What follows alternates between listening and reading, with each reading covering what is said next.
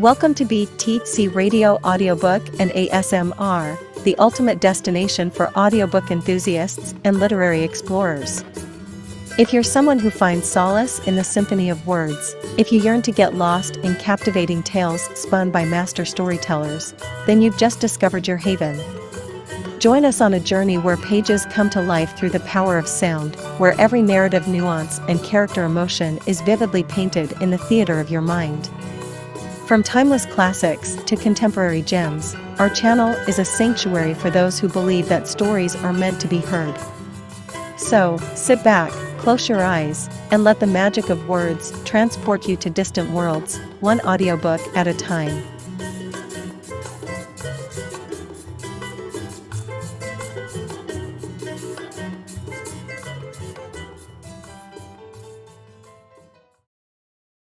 Thank you for listening to this free audiobook created by Project Gutenberg and Microsoft AI. To learn more about the project or give feedback on the quality of a recording, please visit aka.ms/audiobook. A Little Union Scout by Joel Chandler Harris. A young lady, just returned from college, was making a still hunt in the house for old things, old furniture, old china, and old books.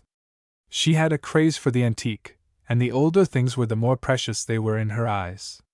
Among other things, she found an old scrapbook that her mother and I thought was safe under lock and key. She sat in a sunny place and read it page by page, and when she had finished, her curiosity was aroused. The clippings in the old scrapbook were all about the adventures of a Union scout whose name was said to be Captain Frank Leroy. The newspaper clippings that had been preserved were queerly inconsistent. The northern and western papers praised the scout very highly, and some of them said that if there were more such men in the army the cause of the Union would progress more rapidly, whereas the southern papers, though paying a high tribute to the dash and courage of the scout, were highly abusive. He was one of Lincoln's hirelings, and as villainous as he was bold. The girl graduate at once jumped to the conclusion that there was a story behind the old scrapbook, else why should it be preserved by her father, who had been a Confederate soldier? This idea no sooner took shape than she became insistently inquisitive. As for her father, the very sight of the scrapbook awoke the echoes of 100 experiences, long and dangerous rides in the lonely night, battles, sharp skirmishes, and bitter sufferings. The story, such as it was, took shape in my mind, and I am afraid that the young girl had small difficulty in persuading me to tell it. Memory brought before me the smiling features of Harry Herndon, my lifelong friend and comrade, the handsome face of Jack Bledsoe, one of our college mates from Missouri, and the beautiful countenance of his sister, Catherine Bledsoe. These and 100 other faces came crowding from the past, and the story was told almost before I knew it. When Harry Herndon and I went to the wars, we were somewhat belated. The excitement of '61 found us at college, where we had orders to remain until we had finished the course, and the orders came from one whom we had never dared to disobey, Harry's grandmother. And then, when we were ready to go, she cut in ahead of our plans and sent us to the West with letters to General Dabney Maury, whom she had known when he was a boy and later when he was a young officer in the regular army.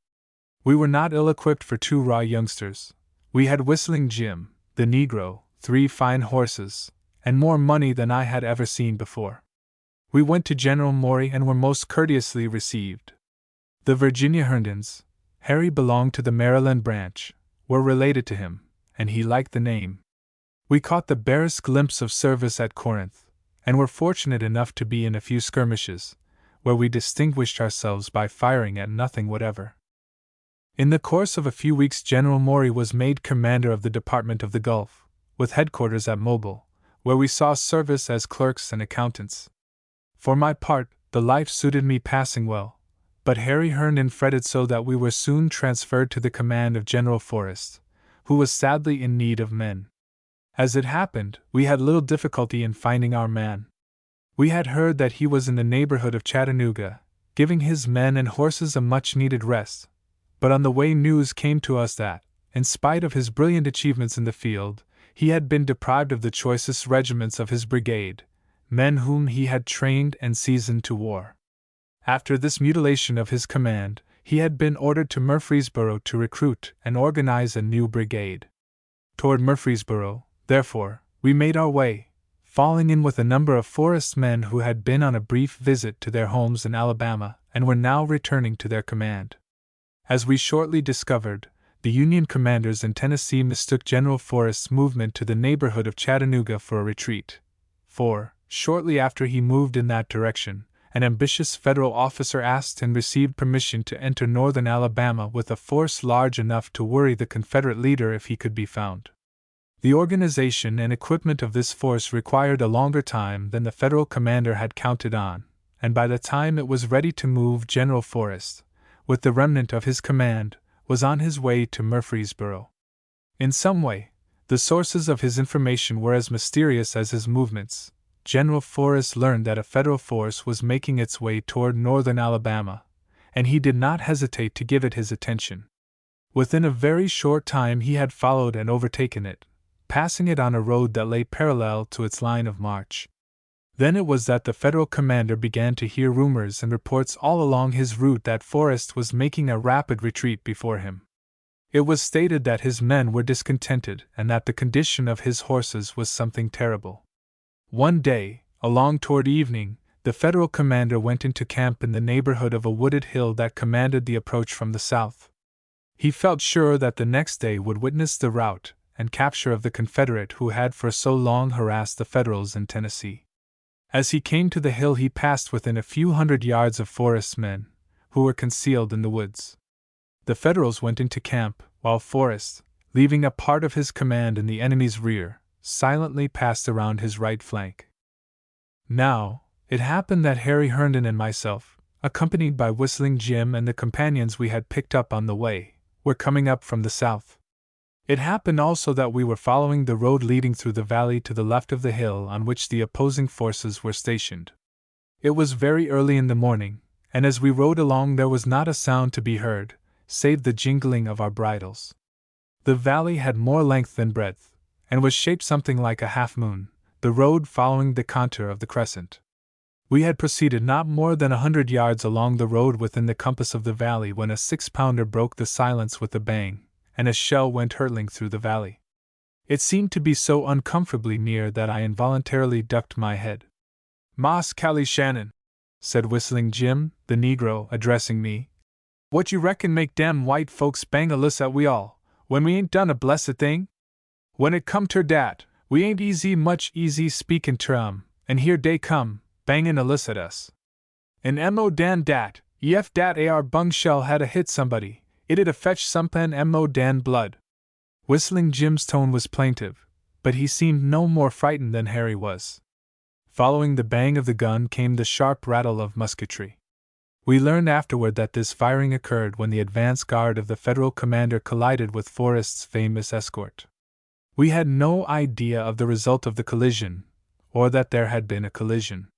We had paused to make sure of our position and whereabouts.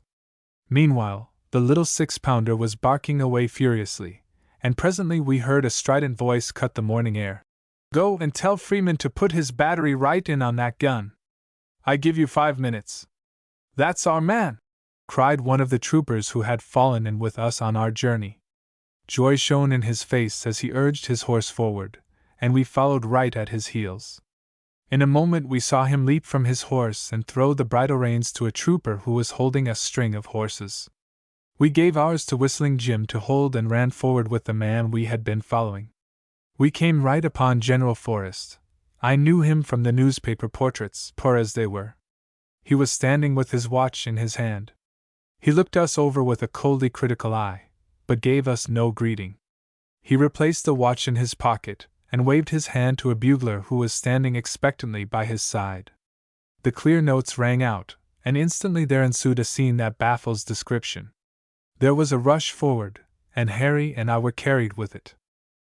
I could hear loud commands, and shouting, and the rattle of carbines, muskets, and pistols made my ears numb, but what happened, or when or where, I could no more tell you than the babe at its mother's breast. I could only catch glimpses of the fighting through the smoke, and though I was as close to General Forrest as any of his men, right by his side, in fact, I could not tell you precisely what occurred. I could hear cries and curses and the explosion of firearms, but beyond that all was mystery. I had time during the melee to take note of the actions of General Forrest, and I observed that a great change had come over him. His face, which was almost as dark as an Indian's when in perfect repose, was now inflamed with passion and almost purple. The veins on his neck stood out as though they were on the point of bursting, and his blazing eyes were bloodshot. Above the din that was going on all around him, his voice could be heard by friend and foe alike. I cannot even describe my own feelings. A courier rode up. He had lost his hat, and there was a spot of blood on his chin. He reported that the Federals were making a desperate effort on the extreme right. "He's trying to get away!" yelled Forrest in a voice that could be heard all over the field. "Tell Freeman to take his guns thar and shove 'em in right on top of 'em. We've got the bulge on 'em here, and we're coming right along." And sure enough, we began to find less and less resistance in front of us, and presently I could see them running out into the valley, filling the road by which we had come. 2. No pursuit was made at the time, and the Federals, finding that they were not harried, proceeded in a leisurely way toward the river. We followed slowly and at night went into camp, the men and horses getting a good rest. Scouts were coming in to make reports at all hours of the night, so that it was practically true, as one of the old campaigners remarked, that a horse couldn't whicker in the enemy's camp. But what the general d hear it sooner or later. Early the next morning we were on the road, and I had time for reflecting that, after all, war was not a matter of flags and music. The general was very considerate, however, a fact that was due to a letter that General Maury had entrusted to Harry Herndon's care. We were permitted to ride as temporary additions to General Forrest's escort, and he seemed to single us out from among the rest with various little courtesies, which I imagined was something unusual. He was somewhat inquisitive about Whistling Jim, Harry's body servant, who he thought was a little too free and easy with white men. But he seemed satisfied when Harry told him that the Negro's forebears for many generations back had belonged to the Herndons. We halted for a light dinner, and when we had finished General Forrest made a careful inspection of his men as they filed into the road. We had gone but a few miles when we came to a point where the roads forked. On one he sent a regiment, with Freeman's battery, with instructions to reach the river ahead of the Federals and hold the ford at all hazards until the main body could come up. This done, we swung into the road that had been taken by the Federals and went forward at a somewhat brisker pace. "I'm going to give your nigger the chance of his life," remarked General Forrest somewhat grimly. "And he'll either fling up his hands and go to the Yankees, or he'll take to the woods." "He may do one or the other," replied Harry. "But if he does either, I'll be very much surprised." General Forrest laughed. He was evidently very sure that a Negro would never stand up before gunfire. A scout came up to report that the Federals were moving much more rapidly than they had moved in the morning. "I reckon he's got wind of the column on the other road," the general commented. "I allowed he'd hear of it. He's a mighty smart man, and he's got as good men as can be found, Western fellows. If he had known the number of my men in the woods back yender, he'd a whipped me out of my boots." And then his eye fell again on Whistling Jim, who was laughing and joking with some of the troopers. He called to the Negro in stern tones, and ordered him to ride close to his young master. "We are going to have a little scrimmage pretty soon, and a nigger that's any account ought to be right where he can help his master if he gets hurt." Whistling Jim's face, which had grown very serious when he heard his name called by the stern commander, suddenly cleared up and became illuminated by a broad grin. "You hear dat, Moss Harry?" he exclaimed. "I'm gwinin' right behind you."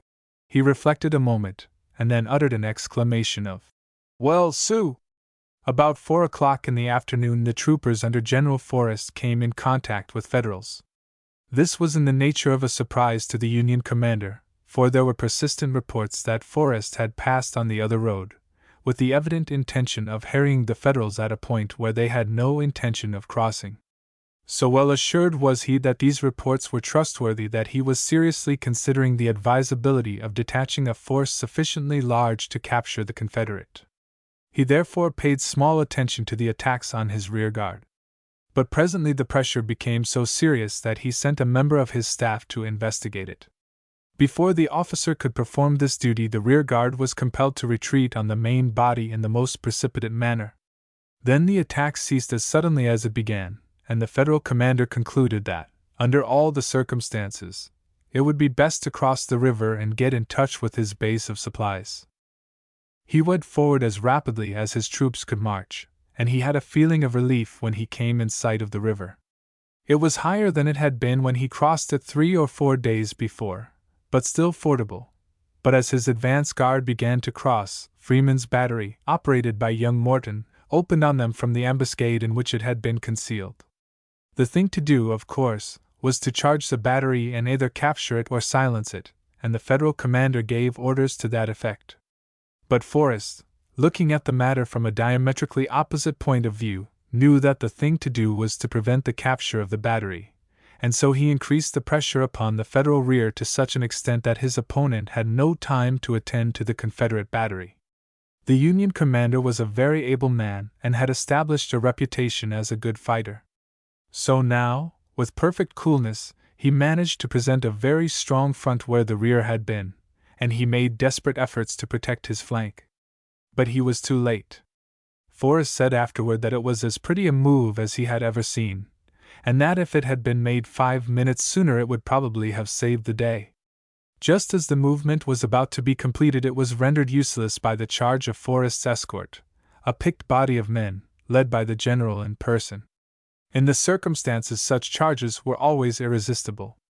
Before the Federals could recover, the Confederate general, by means of a movement so sudden that no commander could have foreseen it, joined his force with that which was supporting Freeman's battery and charged all along the line, bringing the 8 and 12-pounders right to the front. No men, however brave, could stand before a battery at close range, and the inevitable result ensued.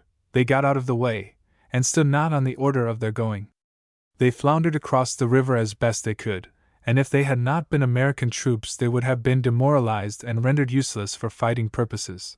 But being what they were, they showed their courage on many a hard-fought field as the war went on. When night fell we retired a mile or 2 from the river and went into camp. Forrest was in high good humor. He had accomplished all that he had set out to accomplish, and more.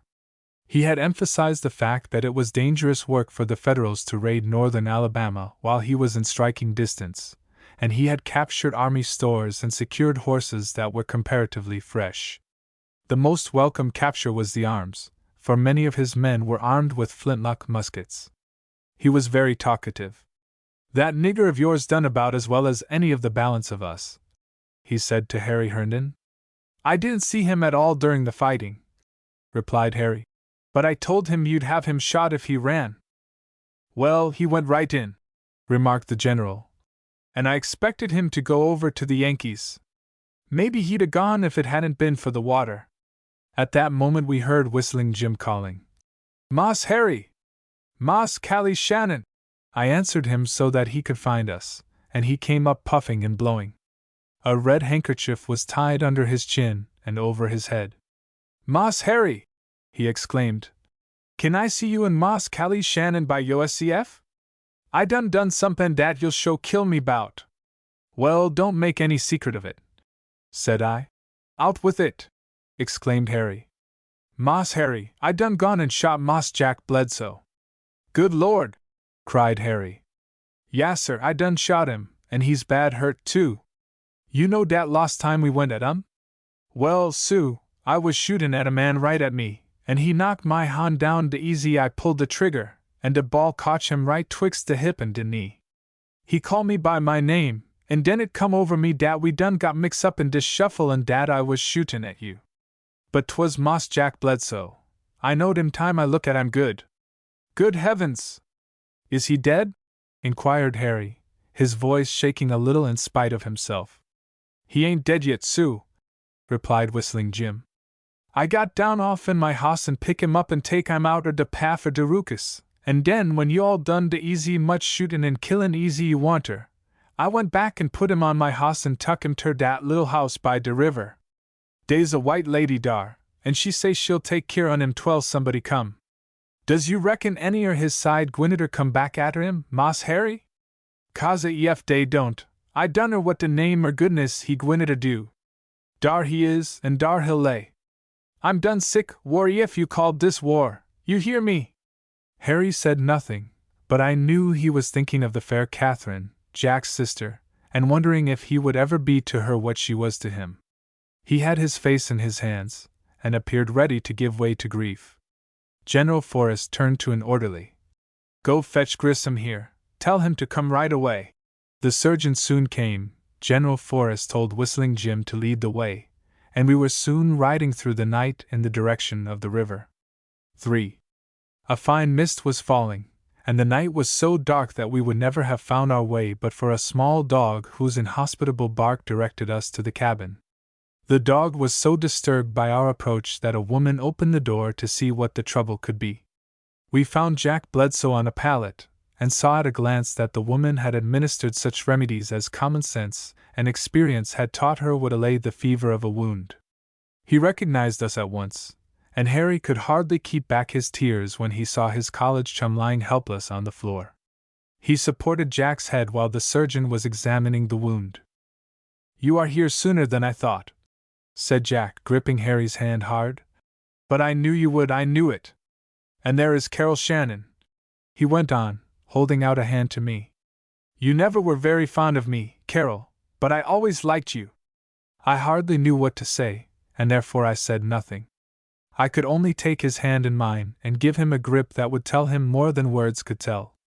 Don't worry, old fellow, Jack continued, observing the expression of grief and anxiety in Harry Hernan's countenance. It's all owing to the way the cards fall. Some day your turn may come, and then I hope I'll be able to go to you. His eyes were unnaturally bright, and his lips trembled with suppressed emotion. The tension was relieved by the woman, who looked at both the young fellows, and then turned to the surgeon and asked almost unconcernedly, Ain't war a hell of a thing?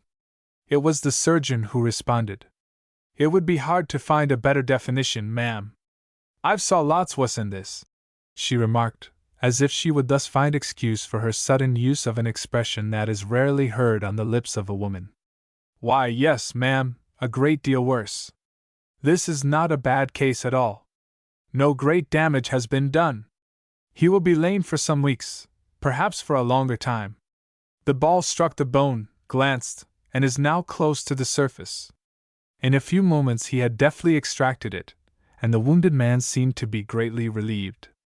Medicine, strange to say, had been declared a contraband of war by the Federals, and the surgeon could spare but a driblet of quinine from his small supply, but he left some, and gave various directions with respect to the possible symptoms that might arise. Just then the woman's husband entered the door. He was an emaciated, unkempt man, whose movements were in strange contrast with his appearance. He was one of the most trustworthy of General Forrest's scouts, but neither betrayed the fact that he knew the other. On the contrary, the man was both angry and rude. What did I tell you, Rhodey? He exclaimed, turning to his wife. I knowed they'd crowd us out en house and home ef they got a chance. I could 'a' took oath to it. Cuss 'em, and contrive 'em, both sides on 'em, all unsimilar. They'd as lief make a hoss stable out in the house as not, and I built it wy my 2 hons. And what ef you did? Inquired the woman with some show of spirit. Hit ain't sech a beauty that you kin brag on it. And who made your 2 hons? You made 'em, I reckon, and nobody else could 'a' done it. The man made a gesture as though he could in that way weaken the force of the woman's words, and he evidently knew when to speak, for he said no more. On the contrary, sympathy shone in his eyes when he looked at the wounded man. Don't you worry, Bill. Ef there's any worryin' to be done, leave it to me.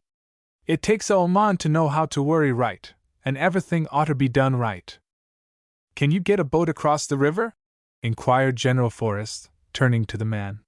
He was somewhat doubtful until he caught the general's eye, and then he thought that nothing would be easier. Well, said the general, go across and tell the Yankees that there's a wounded officer at your house and that he needs attention. Tell them that General Forrest says they can get him whenever they send after him. Is this General Forrest? Inquired Jack Bledsoe. General, I hardly know how to thank you. I had just been dreaming of prison. The general made a deprecatory gesture, and was on the point of saying something, when the man of the house spoke up. Yef, you're General Forrest. he said.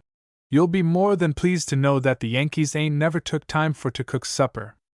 After they hit the furder bank they jest kep on humpin', and I don't blame 'em myself, because 'twas the only way wet men could keep warm. It's up to you, Herndon, he's your prisoner. He ought to be in a hospital where he could be looked after, but I reckon he'll have to stay where he is for a while." "He won't put me out of my ef he stays," said the woman. "He'll be company fair me when Bill is perutin roon dot." General Forrest gave us permission to remain where we were for the night. "We move at 5, said he. "Bill here will put you across and show you which way to go when he has found your horses for you." Just how Bill would do that was a mystery, but we asked no questions. We called for Whistling Jim when General Forrest had gone, but he was nowhere to be found. He had shown us the way to the cabin and then disappeared. I judged that he was afraid Jack Bledsoe would upbraid him, or that Harry would give him a scolding. But whatever his reasons, he disappeared when we went in the cabin, and we saw him no more till the next morning. Harry and Jack talked of old times until the woman was compelled to warn the wounded man that it would be worse for him if he excited himself. But he talked away in spite of the warning. He talked of his sister Catherine, much to Harry's delight, and told of his own sweetheart in Missouri. His colonel, he said, was very fond of Catherine, but he declared that Kate still thought of Harry, whereupon the young fellow blushed and looked as silly as a schoolgirl. Tom Ryder was the colonel's name, and he had a sister Lucy. Miss Lucy was Jack's choice out of 1,000, he said. The main trouble with Jack was that his sweetheart's sister, Jane Ryder, didn't like him, and so forth and so on, till I nodded where I sat, and dreamed of Catherine and Jane and Lucy Ryder, until someone took me by the arm and told me that it was time to be up and going.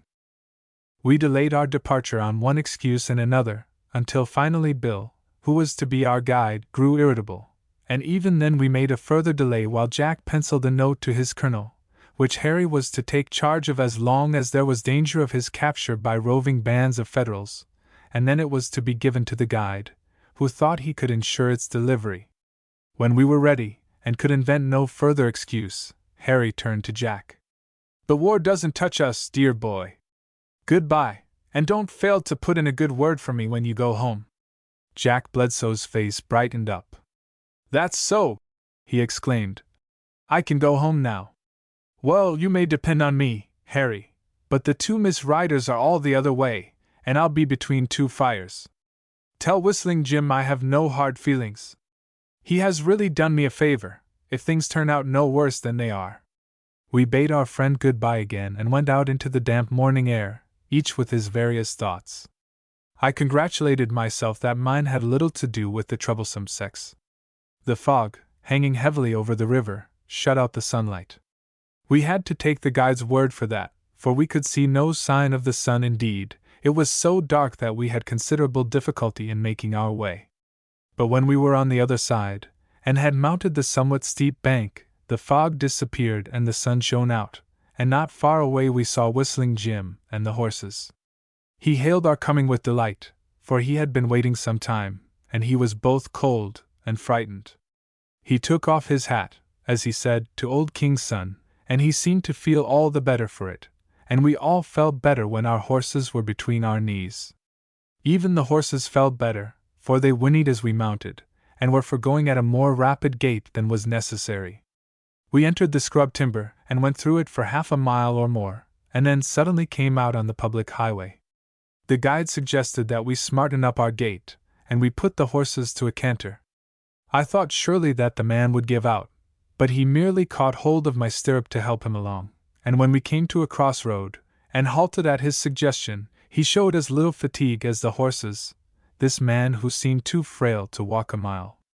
Here he gave us such instructions as seemed necessary, and was just about to so long us, as he said, when he paused with his hand to his ear. "I'll be whopped," he exclaimed, "Yef I don't hear buggy wheels, and they're comin' right this way." With that he slipped into the bushes, and though I knew where he was concealed, it was impossible to catch a glimpse of him. There was a bend in the road about 1/4 of a mile ahead of us, and we waited expectantly, while Whistling Jim, with a cunning for which I did not give him credit, pretended to be fixing his saddle girth. As we waited, a top buggy rounded the bend in the road and came bowling toward us. It was surprising to see a buggy, but I was more surprised when its occupant turned out to be a woman in a top buggy, riding between two hostile armies. 4. The lady made no pause whatever, and apparently was not at all surprised to find soldiers in the road ahead of her. She was not large, and yet she had a certain dignity of deportment. She was not youthful, either was she old, but she was very grave-looking, as if she had seen trouble or was expecting to see it. Under any other circumstances I should have paid small attention to her, but the situation was such that I was compelled to regard her with both interest and curiosity. Almost in a moment my curiosity took the shape of sympathy, for there was something in the pale face that commanded it. She was accompanied by a very clean-looking officer on horseback, and he, in turn, was followed by a small escort of cavalry. I did not take the trouble to count them, for my eyes were all for the lady, and it was left to Harry Herndon to realize the fact that we were in something of a pickle should the officer take advantage of the position in which he found us. He saw at once that our capture was a certainty unless we took prompt measures to provide against it, and he was quick to suggest that we adopt the tactics of Forrest and ride at them if they made a display of hostilities. I had just time to shift my carbine to the front under my overcoat and loosen the flap of my holsters when the lady drove up. We raised our hats as she came up, and made way for her to pass. But she did nothing of the sort. She brought her horse to a halt. "Good morning," she said, as cool as a cucumber. "You can't deceive us with your blue overcoats. You are both rebels." "Oh, I have heard more of you Southerners than can be found in the newspapers." "I'm sure we had no thought of deceiving you," responded Harry with one of his engaging smiles. "We are from the South, and you are from the North, of course. It may be that we are well met." "Oh, no! Not this time. I have seen prisoners taken before," remarked the lady with a little smile. "Then you'll not flinch to see them taken again," said Harry very boldly.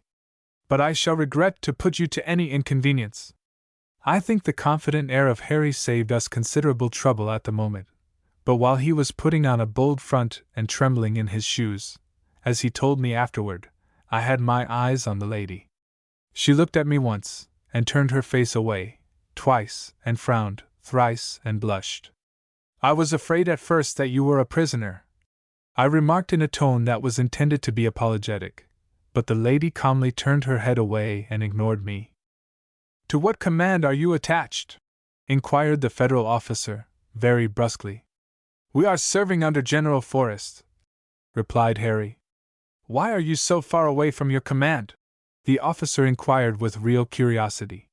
His tone was so puzzling that Harry hesitated an instant, but in that instant a detachment of Forrest's troopers came around the bend in the road. "Are we indeed so very far from our command?" I inquired. The troopers came rattling up, and the officer turned to the lady, somewhat ungraciously, I thought, with the remark that they had been led into an ambuscade. This was so ridiculous that I laughed aloud, though I felt little like laughing. "What amuses you?" the lady asked in some surprise. "I am sure I can see nothing humorous in our situation." "Perhaps you have heard ladies placed under such accusations before?" I suggested. "Miss Ryder knows I meant no such thing," said the officer with some heat. "Is this Miss Lucy Ryder?" I inquired. "What do you know of Lucy Ryder?" the lady asked. "I know she has a sister Jane," I answered, whereupon the lady blushed again. "And I have heard that Miss Jane doesn't like a friend of ours, a young fellow named Jack Bledsoe, who is greatly in need of sympathy at this time. I like him well enough to go on a wild goose chase in search of him," the lady replied. "We had an idea that he had been left on the battlefield." Harry, who had been consulting with our comrades who had just arrived, returned in time to overhear a part of this conversation. He fumbled in his pocket, and finally produced Jack Bledsoe's note. He lifted his hat as he handed it to the lady. She read it very calmly, and then passed it to the federal officer who had escorted her. "You see, I am justified in coming. We sat up with Jack last night, my friend and I," Harry remarked. "Well, you know the Bible tells us to love our enemies," remarked the lady dryly. It was an easy matter to carry out the commandment in this particular instance, for, with the exception of this gentleman here, indicating me, Jack Bledsoe is the dearest friend I ever had. I know you well enough, the lady remarked with a smile. You are Harry Herndon, and your friend there is Carol Shannon, and the Negro is Whistling Jim. Why, I know your grandmother, although I have never seen her. That doesn't help us now. How are we to find Captain Bledsoe? Asked the officer. I could have slapped him for the tone he employed. It is all provided for, replied Harry Herndon curtly. All you have to do is to hold on to the pommel of your saddle. There is a non-combatant here who will guide you. Bill!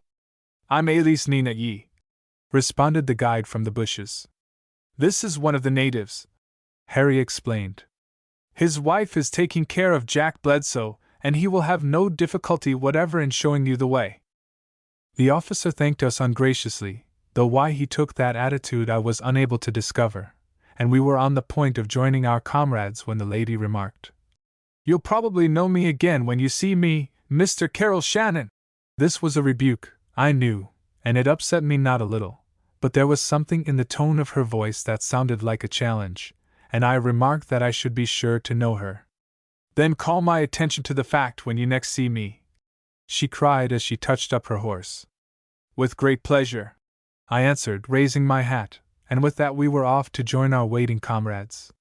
It seemed that General Forrest was somewhat concerned for our safety, knowing that the country was strange to us, and he had sent William Forrest's company of Independents to watch the road for us so that we might come to no harm. While engaged in carrying out this order, they saw the lady and her escort far ahead of them, and a detachment was sent to investigate, the rest of the company remaining to see whether other Federals would follow. Thus they came upon us in the very nick of time, for I judged that the Federal officer would have held us prisoners, in spite of the information we had for him, for he was very gruff and surly. We reached the recruiting camp at Murfreesboro without further incident, and Harry and I soon settled down to the routine of duties that fell to our share. Harry served General Forrest temporarily as a courier, while I was billeted with Captain Bill Forrest's company of Independents, sometimes known as the 40 Thieves, owing to their ability as foragers. I had time to ramble about in the woods, and I took advantage of it to explore the whole countryside in the neighborhood of the camp. Returning one day from a ride that was partly on business and partly for pleasure, I was informed that General Forrest had sent for me. When I responded to his summons, he was reading a late copy of the Chattanooga Rebel, and was evidently much interested in what he read. He handed the paper to me when he had finished, and pointed out an article that was printed under a great display of black type. A Federal scout, Leroy by name, and well known in both armies, so the newspaper said, had entered General Bragg's lines under very peculiar circumstances and had then managed to escape. 2 pickets had been found bound and gagged. The whole story appeared to be absurd. It was stated, among other things, that the scout intended to turn his attention to General Forrest. He directed my eye to this, and said he wanted me to take the matter in hand. I inquired how the correspondent knew the intentions of the scout. Why, he guessed them, replied General Forrest. And he guessed right, too. I've got information from one of my men who is thick with the Yankees that this chap will soon be nosing around here, and I want to give him the worth of his money. I don't want the other side to know how many men I've got, and I don't want them to know that my superior officer has refused to honor my requisition for arms and horses. I'd cut a pretty figure with the Yankees if they knowed that some of my men had muskets that were used in the Revolutionary War. If they found this out, I'd never whip another fight. And there's another thing. I don't want to have it said that any Yankee scout can stick his nose in my camp and not get it pulled. That's why I sent for you. I want you to catch this fellow and fetch him to me. I tried hard to get out of the difficulty. I protested that I didn't know the scout from a side of sole leather. But the general said that this was one of his reasons for detailing me to perform this duty. He said he would have given it to Jasper Goodrum, of the Independents, but everybody in Tennessee knew Goodrum. He was born and raised around here, the general said, and he's got a tongue like a bell clapper. Now you're not much of a talker, and your face gives you the look of a big baby that has got out of its mammy's yard and don't know how to get back. I suppose I must have turned red under this backhanded compliment, for he went on. I wish I had 1,000 like you. I watched you that day on the hill and at the river, and you may put it down that I'll trust you anywhere. I tried to thank the general for his confidence, but he stayed me by a gesture. He settled all the details that could be thought of beforehand, and, as I turned to go, he rose from his chair and followed me to the door. If you have to shoot that fellow, he said, do it and don't wait too long before you do it, and if you have to shoot 2 or 3 men, don't let that stand in your way, charge him up to me. But you must catch that fellow. I want to string him up just to show the balance of them that they can't fool with me. As everything had been arranged to my hand, I was soon going about the camp and the town arrayed in jeans clothes and looking like anything but a soldier. I had thought to surprise Whistling Jim, the Negro, with my garb, but, as it turned out, the surprise was mine, for that night, when I went to see whether the horses had been properly groomed and fed, I found the door of the stable unlocked. I was not only surprised but irritated. Both Harry Herndon and myself had tried hard to impress the Negro with the necessity of taking unusual precautions to secure the safety of the horses, for they had attracted the attention of the whole camp, which was full of questionable characters, some of whom would have answered to their names if Falstaff had appeared to call the roll of his ragamuffins. The key had been turned in the lock, but the bolt of the lock had failed to catch in the socket.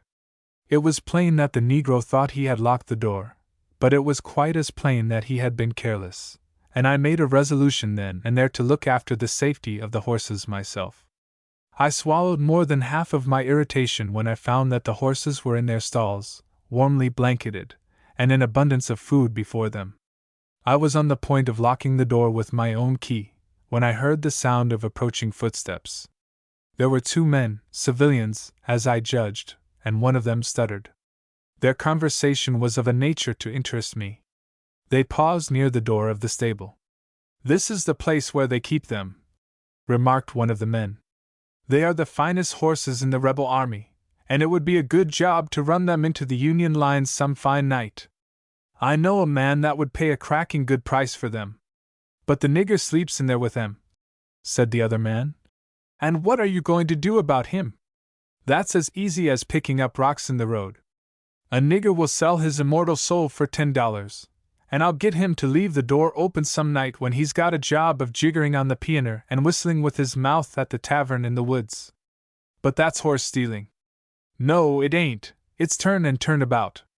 How many horses has old Forrest took from the loyal citizens of Tennessee? You couldn't count 'em if you was to try. I'll give you $300 for them 3 horses delivered at my brother's house, $300 in gold, and you'll have 2 men to help you. Don't you call that picking up money? And whilst I may get in the horses, what'll you be doing?" "Ain't I told you?" answered the man with some display of irritation.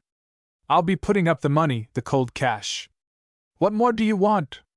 I've always heard that good money is good enough for anybody." They passed on, and I slipped from the stable, taking care to lock it behind me, and followed them. I have never spent a more disagreeable hour than that which passed while I was engaged in following the 2 men for the purpose of identifying them. The weather was cold and the night dark, and there were peppery little showers of sleet. The 2 left the town proper and turned into a byway that I had traveled many times in my rambles in the countryside. I knew that it led to a house that had been built for a suburban home, but now, in the crowded condition of the town, was used as a tavern. It had attracted the suspicion of General Forrest, and I knew that he had placed it under the surveillance of the Independents. It was a very orderly public house, however, and nothing had ever occurred there to justify the suspicions of the general. The 2 men I followed could have reached their destination in less than 20 minutes if they had gone forward with the briskness that the weather justified, but there was an argument of some kind between them. I judged that the stuttering man had no stomach for the part he was to play as a horse thief. At any rate, there was a dispute of some kind, and they stopped on the road at least half a dozen times to have it out. One point settled, another would arise before they had gone far, and then they would stop again, and at last, so dark did the wood become, and so low their conversation grew, that I passed within 3 feet of them and never knew it until it was too late to betray the astonishment I naturally felt. I simply jogged along the path and pretended that I had not seen them. I went along briskly, and in a few minutes came to the tavern. The door was shut, the weather being cold, but I knew by the lights shining through the windows that a hospitable fire was burning on the hearth. There was no need to knock at the door. I heard the jangling piano playing an accompaniment to the flute-like whistling of Harry Herndon's Negro. Remembering his carelessness, I felt like going into the tavern and giving him a frailing. The inclination was so strong that I held my hand on the doorknob until the first flush of anger had subsided. It was a very fortunate thing for me, as it turned out, that Whistling Jim was present, but at the moment the turn of a hair would have caused me to justify much that the people of the North have said in regard to the cruelty of Southerners to the Negro. The guests and visitors, and there were quite a number, made room for me at the fire. The landlord provided me with a chair and welcomed me very heartily, taking it for granted that I was from the country and would want a bed for the night. On the wide hearth a very cheerful fire burned, and the place reminded me somehow of home, particularly a big rocking chair in which one of the guests was seated. It had an upholstered seat and back, and the high arms were made more comfortable by a covering of the same material. It was a facsimile of a chair that we had at home, and I longed to occupy it, if only for the sake of old times. Among those who were taking their ease at this suburban inn was Jasper Goodrum, one of my comrades. He was a noted scout as well as a seasoned soldier. He looked at me hard as I entered, and continued to watch me furtively for some time, and then his face cleared up and I knew that he had recognized me. He was in civilian's clothes, and I knew by that he did not care to be recognized. So I turned my attention elsewhere. But in a little while he seemed to have changed his mind, and suddenly rising from his chair came to me with outstretched hand. It was a mixed company around the fire. There was a big Irishman, who leaned calmly back in a small chair and smoked a short pipe. More than once I caught his bright eyes studying my face, but his smile was ample apology for his seeming rudeness. He was as handsome a man as I had ever seen, and if I had been searching for a friend on whom to depend in an emergency I should have selected him out of 1,000. There was a short-haired man who was built like a prize-fighter. He wore a sarcastic smile on his face, and his shifty eyes seemed to be constantly looking for a resting place. He had a thick neck and jaw like a bulldog. I marked him down in my mental notebook as dangerous. There was a tall and pious-looking man, and 2 or 3 civilians who had no particular points about them, and then there was a burly man, who sat with his hands in his pockets and did nothing but chew tobacco and gaze in the fire, uttering not one word until some of the company fell to discussing Captain Leroy, the famous Union scout. When Lyra's name was mentioned, the burly man was quick to join in the conversation. "There ain't a word of truth in all this stuff you hear about Leroy," he said, and his manner was more emphatic than the occasion seemed to demand. "He's in the newspapers, and he ain't anywhere else on top of the ground. I know what I'm talking about. Leroy is the invention of Frank Paul, of the Chattanooga Rebel. He as good as told me so. He said that when he wanted to stir up talk and create a sensation he had something written about this Captain Frank Leroy. He's a paper man and he's able to do anything the newspapers want done." "You talk like you had gray hair," said the man that looked like a prize fighter. "But you're giving away a mighty big secret. What are you doing it for?" "Say." "Oh, because I'm tired of all this talk about a man that doesn't live outside of the mind of a newspaper man." The big Irishman, who had been smoking and watching me with a shrewd smile hovering about his mouth, began to chuckle audibly. He kept it up so long that it attracted the attention of the company. "What tickles you, my friend?" the burly man asked. "Maybe ye know Frank Paul?" he inquired. His countenance was an interrogation point. The man answered somewhat sullenly in the affirmative. "Is there any resemblance between him and me?" "Not the slightest in the world," the man answered. "Then ye'd have a quarrel wid his wife and she'd have all the advantages," said the Irishman with a laugh. "Far no longer than the last time I was at Chattanooga, Mrs. Paul says, it's a good thing, Mr. O'Halloran, she says, that ye're a hair's breadth taller than me beloved husband, she says, or I'd niver tell ye apart. Only the sharp eyes av a wife or a mither, she says, could pick out me husband if he stood by your side, she says. I must say, remarked the pious-looking man, "that you gentlemen were never more mistaken in your lives when you hint that there is no such person as Frank Leroy. I knew him when he was a boy, a beardless boy, as you may say. In fact, his father was my next-door neighbor in Knoxville, and I used to see Frank reading old Brownlow's paper."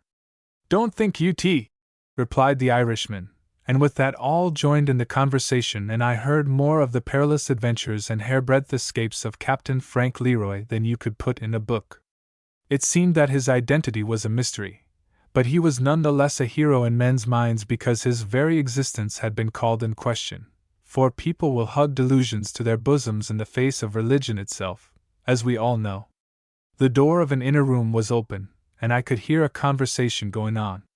One of the participants was the stuttering man, whose voice I had heard before the stable door, and at a moment when I thought that my movements would attract no attention I took advantage of the freedom of a public house and sauntered aimlessly into the room as if I had no particular business there. I saw with surprise that the chap who had proposed to steal the horses was one of the merchants of the town at whose store I had occasionally traded.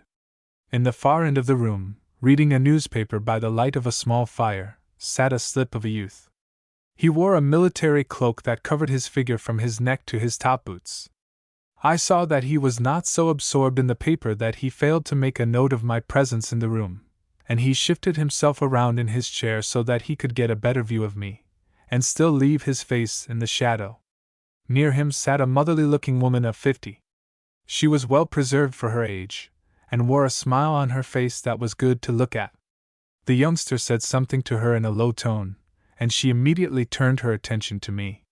Some other words passed between the two, and then the woman beckoned to me. I obeyed the summons with alacrity, for I liked her face. "You seem to be lonely," she said. "Have a seat by our little fire. This is not a guest room, but we have been so overrun lately that we have had to turn it over to the public." She paused a moment, and then went on. "You are over young to be in the army," she suggested. She had turned so that she looked me full in the face, and there was a kindly, nay, a generous light in her eyes, and I could no more have lied to her in the matter than I could have lied to my own mother if she had been alive. "I do not have a very hard time in the army," I replied. "No, I suppose not," she remarked. "You are one to make friends wherever you go. Few are so fortunate. I have known only one or two." There was a note of sadness in her tones that touched me profoundly. The cause I can't explain, and the effect was beyond description. I hesitated before making any reply, and when I did I tried to turn it off lightly. "I never saw but one," I answered, "on whom I desired to make an impression." "And who was that?" the woman inquired with a bright smile of sympathy. "You will think it a piece of foolishness," I replied, "but it was a lady riding in a top buggy. I had never seen her before and never expect to see her again." The youngster clutched his paper in his hand and turned in his chair. "The light is detestable," he said. "Please throw on a piece of pine, mother." "You can't read by such a light," the woman replied. "Put your paper in your pocket and read it tomorrow." Then she turned to me. "If you are in the army," she said, "why do you wear such clothes? They are not becoming at all." She had such a kindly smile and betrayed such a friendly interest that it was not in human nature to suspect her, at least, it was not in my nature to do so. "Why, mainly for comfort," I answered. "And while I am wearing them I am having my uniform, such as it is, furbished up and cleaned a bit. I have a few days' leave, and I am taking advantage of it in this way. I wish my son here would take advantage of his short furlough to wear the clothes he used to wear," she remarked, and her tone was so significant that I could but regard her with a look of inquiry. I suppose the puzzled expression of my face must have amused her, for she laughed heartily, while the son, as if resenting his mother's words, arose and swaggered to the other end of the room. We had more conversation, and then I returned to the public room. Some of the guests had retired, but their places had been taken by others, and there was a goodly company gathered around the fire. I found the big armchair unoccupied, and seating myself on its comfortable cushion, soon forgot the wonder I had felt that the woman in the next room had known me for a soldier. I had accomplished one thing, the identification of the prospective horse thief, and I satisfied myself with that. As for Leroy, I knew I should have to trust to some stroke of good fortune. The comfort of the rocker appealed to me, and with my hands on its arms, I leaned back and, in spite of the talking all around me, was soon lost in reflection. Through long usage, the upholstering on the arms of the chair had become worn, and in places the tufts of moss or horsehair were showing. I fell to fingering these with the same impulse of thoughtlessness that induces people to bite their fingernails. Suddenly I felt my finger in contact with a small roll of paper that had been carefully pushed under the leather, and then I remembered that the last occupant of the chair was the short-haired man, the man who had the general appearance of a prize-fighter. Now, it had occurred to me in a dim way that this man might be identical with Leroy, and I suspected that he had left in the chair a communication for some of his accomplices. I determined to transfer the roll of paper to my pocket and examine it at my leisure. But no sooner had I come to this determination than I imagined that every person in the room had his eyes fixed on me. And then the problem, if you can call it so, was solved for me.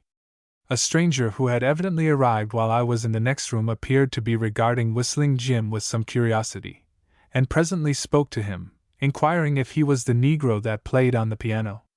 Whistler replied that he could sorter play. "If you are Whistling Jim," I said, "play us a plantation tune.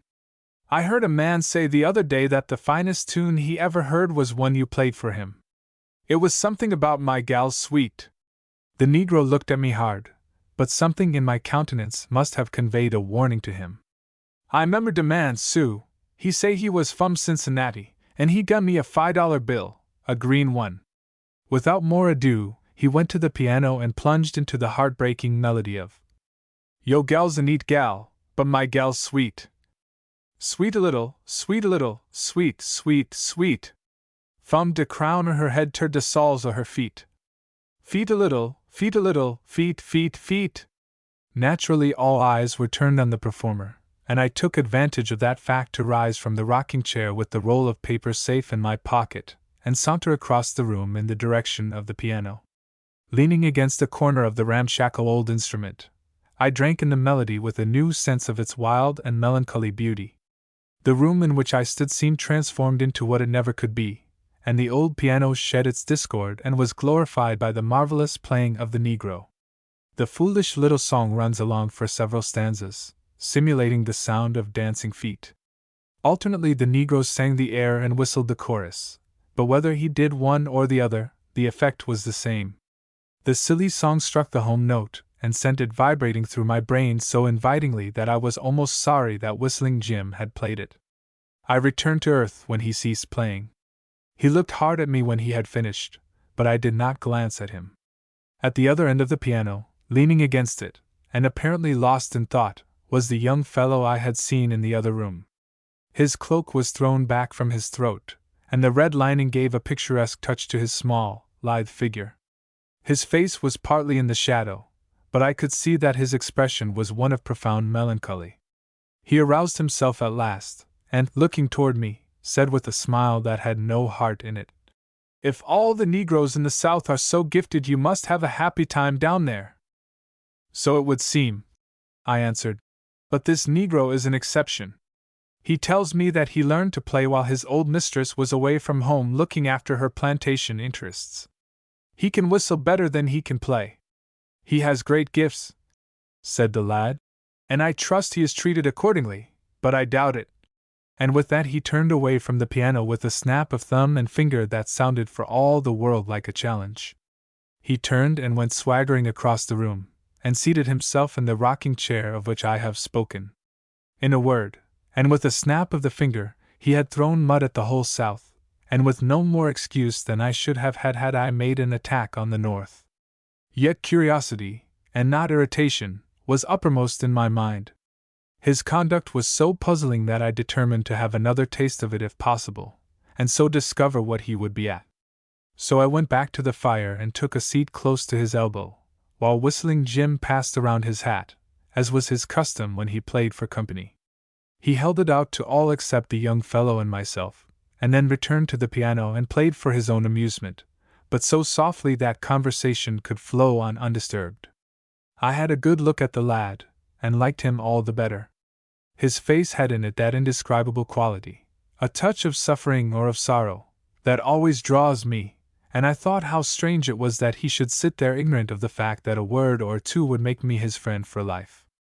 I had a great pity for him, and there arose in me the belief that I had met him before, but whether in reality or only in a dream I could not make out. It was a foolish and a romantic notion, but it nibbled around my mind so persistently that I turned my gaze on the fire and fell into reflections that were both teasing and pleasing. While thus engaged, I suddenly became aware of the fact that the young fellow was fingering at the worn place on the chair arm. Conversation was going on very briskly. The genial landlord, who had joined the group at the fire, was relating to a listening and an eager guest another story of the almost superhuman performances of the Union scout, Leroy, when suddenly the lad arose from the rocker and began to search the floor with his eyes. He had had the color of youth in his cheeks, in spite of the swarthiness of his skin, and I had admired the combination. Your light-haired man is for everything that has a touch of the brunette, but now he had gone white. As he stooped to search under my chair, I jumped up and drew it back politely. "Pardon me for disturbing you," he said. "I have lost a paper." "Is it of importance?" I inquired, endeavoring to show an interest in the matter. "You would hardly think so," he replied. "It involves the safety of a woman." I regarded him with unfeigned astonishment, and he, in turn, looked at me with a face as full of anger and disappointment as I had ever beheld. "Why, you young rascal!" I exclaimed. "What do you know of me that you should speak so? For less than nothing I'll give you a strapping and send you to your daddy. You couldn't do me a greater service. He is in heaven." You may imagine my feelings, if you can, when, as he said this, he turned toward me a countenance from which all feeling had died out save that of sadness. If he had plunged a knife in my vitals he could not have hurt me worse. "Well, sir," he insisted, "proceed with your strapping." "You are more than even with me, my lad," I said, "and I humbly apologize for my words. But why should you be so short with one who certainly wishes you no harm? I am unable to tell you. You seem to be always smiling, while I am in trouble. Perhaps that is why I am irritable." He looked at me hard as he resumed his seat in the rocker, and again I had the curious feeling that I had met him somewhere before, perhaps in some sphere of former existence. Memory, however, refused to disgorge the details, and I could only gaze helplessly into the fire. After a little the lad hitched his chair closer to mine, and I could have thanked him for that. He drew on his glove and drew it off again. "Will you shake hands with me?" he inquired. "I feel that I am all to blame." As I took his hand in mine I could but notice how small and soft it was. "No, you are not all to blame," I said. "I am ill-mannered by nature." "I never will believe it," he declared with something like a smile. "No, it is not so." Before I could make any reply, in walked Jasper Goodrum, of the Independents, and following hard at his heels, was the man who had the appearance of a prize-fighter. This last comer appeared to be in a state of great excitement, and his brutal, overbearing nature was clearly in evidence. He walked across the room to my lad. I was now beginning to feel a proprietary interest in him, and seized him roughly by the arm. "Come here," he said, and his voice was thick with anger. "You've got more than you bargained for. Come into the next room, you better had. Say, ain't you comin'?" He tried to pull the lad along, but the youngster was not to be pulled. "Don't touch me," he exclaimed. "Don't you dare to put your hands on me. You have lied to me, and that is enough." The short-haired man was almost beside himself with anger, and I could see that the lad would be no match for him. He was not at all frightened, but when he turned his eyes toward me, with a little smile, I saw the face of Jane Ryder, the little lady I had seen in a top buggy on her way to carry aid to Jack Bledsoe. And instantly I was furious with a blind rage that stung me like 1,000 hornets. I rose and slapped the ruffian on the shoulder in a way that would have knocked an ordinary man down. "You dirty brute!" I cried. "Say to me what you have to say to the lad." 6. The man regarded me with an amazement that soon flamed up into anger. His underjaw stuck out ferociously, and the veins on his neck and forehead were swollen with indignation. Before he could say anything, Jasper Goodrum intervened. "This is partly my affair," he said to the short-haired man, "and you'd better leave this countryman alone." "You're wrong," said the man. "It is not your affair. How can it be when I don't know you?" "Still," insisted Goodrum, "you'd better not bother the countryman. You'll get yourself in trouble." "Trouble!" he snorted. "Say, that's what I'm after. He's waded into the creek and he can't get out without wetting his feet." Then he turned to me, his eyes full of venomous rage. "Say, what do you take me for?" He came closer and stuck his ugly mug near my face. My reply was made with an exceedingly willing mind. I struck him on the jaw with my open hand and sent him reeling. He recovered his balance almost instantly and made at me with a roar of rage and pain, but he never reached me, for Whistling Jim ran into him head down like a bull. The result was a collision that put the man out of business and knocked all the fight out of him. He lay on the floor and rolled about in an agony of pain, and the Negro stood over him, apparently waiting for a fitting opportunity to put in the finishing touch, but his hard head had done the work for the time being. I judged that the ruffian had friends among the guests, but when I turned to keep an eye on them the room was clear. Even the landlord had retired. The lad was standing by my side, and my impression is that he was holding me by the sleeve of my coat. I turned to him, and I was more certain than ever that he was either Jane Ryder or her brother. But it was only when she spoke again that I was sure, for not even a twin brother could simulate that round and singularly mellow voice. "I am afraid you have made matters somewhat hard for me," she said somewhat sadly, "and heaven knows that I have had trouble enough for one night." "Well, you will have no more trouble here, at any rate," I said. "I'd feel easier if I were sure of that," she remarked. "Be assured," I answered. "When I leave this house you will go with me. I propose to take you to your friends, if you have any in the neighborhood, otherwise you go with me. You shall not stay here for that ruffian to abuse and misuse you. I'll go with you as far as the door if only to thank you for the unnecessary protection you have given me. There are many things that you do not understand." "And many that I do," I replied as significantly as I dared. "I want no thanks, and you shall not remain in this house tonight. That is settled." She made a bird-like movement with her head and shoulders, looked me up and down, and smiled, but she saw that I was in earnest, and the smile left her face. "Where shall I go?" she asked. "Anywhere but here," I answered. "Anywhere away from that." I pointed to the man on the floor. He had raised himself to a sitting posture, and was rocking himself to and fro with his arms hugging his knees, apparently in great pain. "He is not always as you see him tonight," she insisted. Then she turned to me impulsively. "I'll go with you. I know a house where I have very dear friends. But I must tell my friend here good night, the lady you spoke with."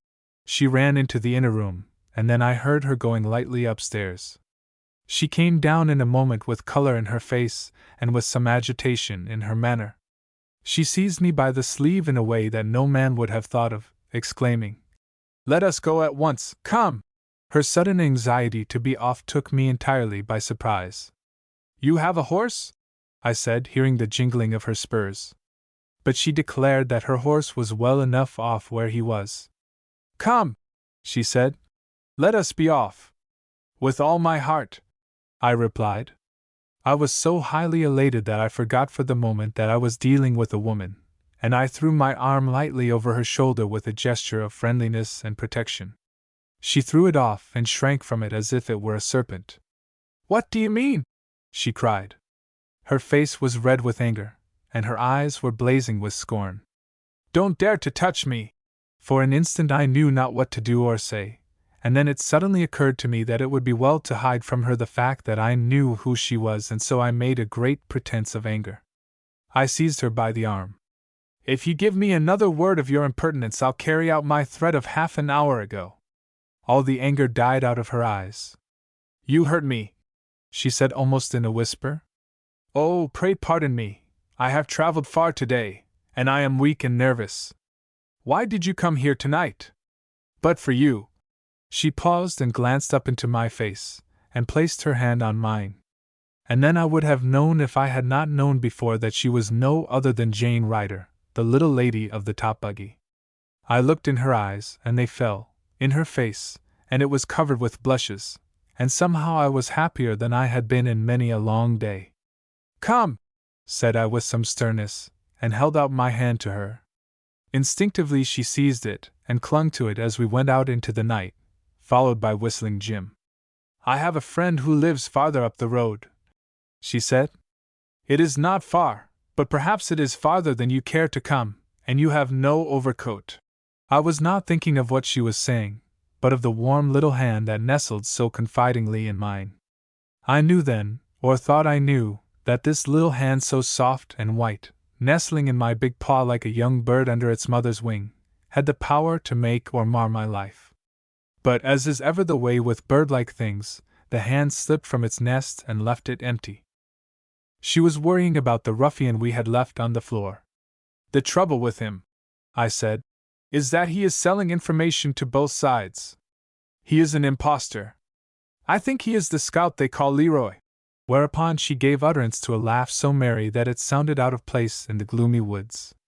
It brought Whistling Jim alongside to see what the trouble was. He said he thought the young master was crying. She laughed again, and then suddenly paused.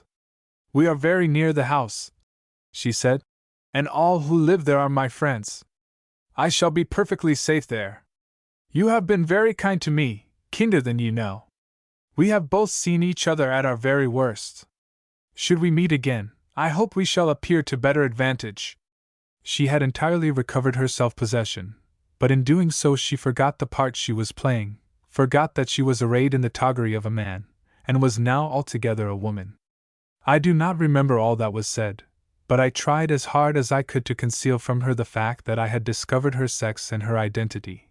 I had not the least desire to humiliate her by airing my penetration. She stood silent for a while, as if in thought, or perhaps she was waiting for me to say farewell. "You will do well to go in," I said. "The night is cold and damp." "The cold and the damp are nothing to me," she replied. "I am warm enough. You were speaking a while ago of Frank Leroy. Don't forget that he is the best friend I have in the world except my mother. Good night." She held out her hand, and again it nestled, white and soft and warm, in my great paw, and stayed there a moment. The little hand must have been frightened, for it fluttered slightly and then flew back to its mistress. I said good night, but it was not a very gracious farewell, I am afraid. "I knew I had something to say to you," she remarked. "In the house there is a young federal officer who was wounded some time ago. He has been in a very bad way, but he is better now.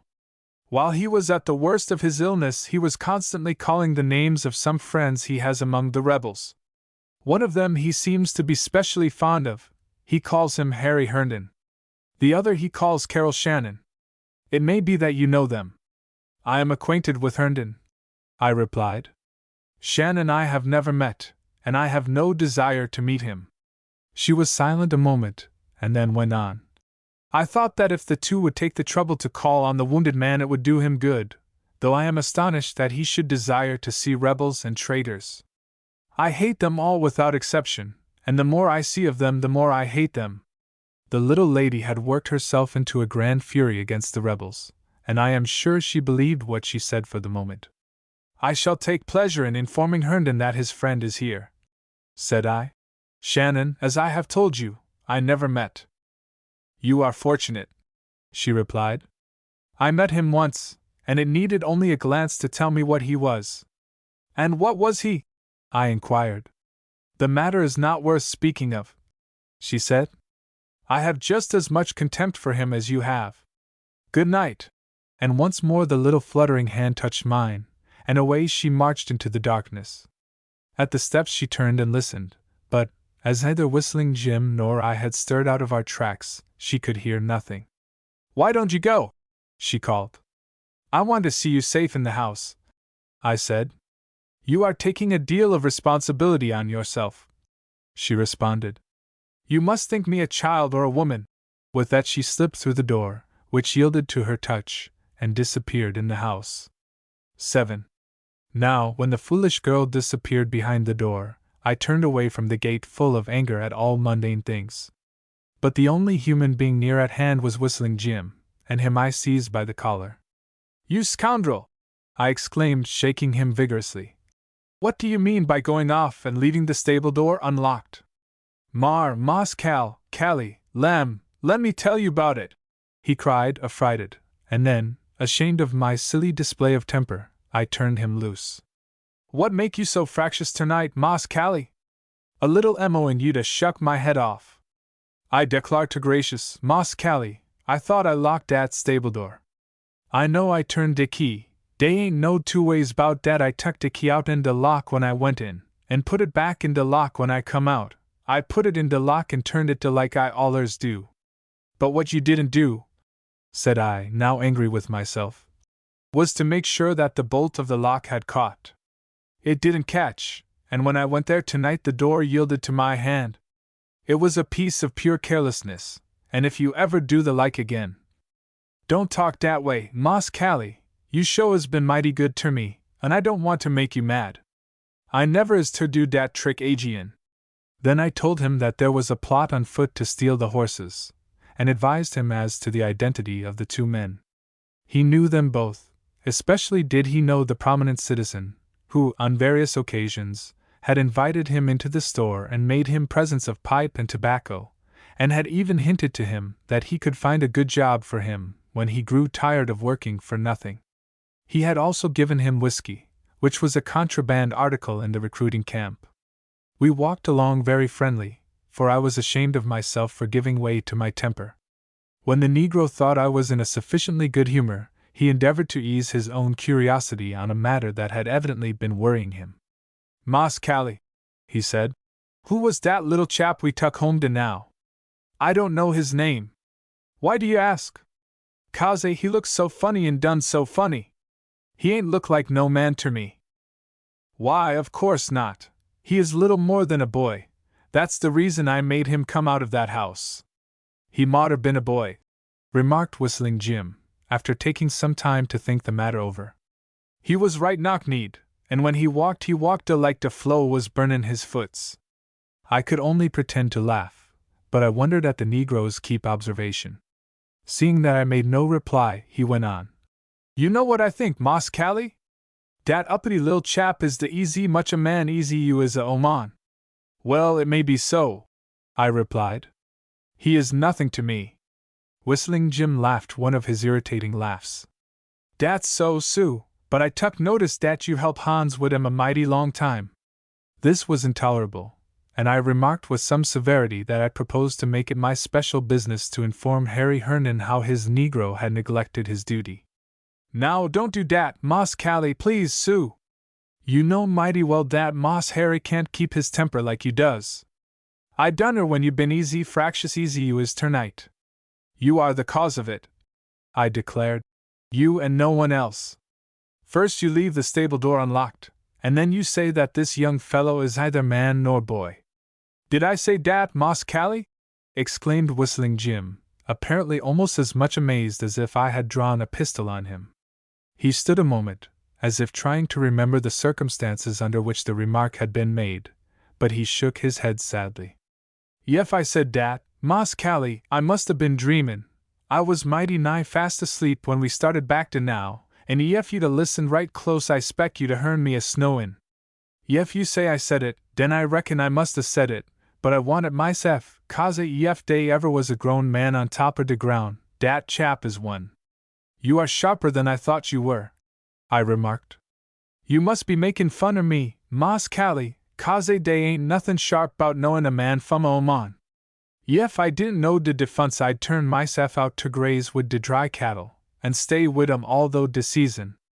"Now, that's the way to talk," said I with some heartiness.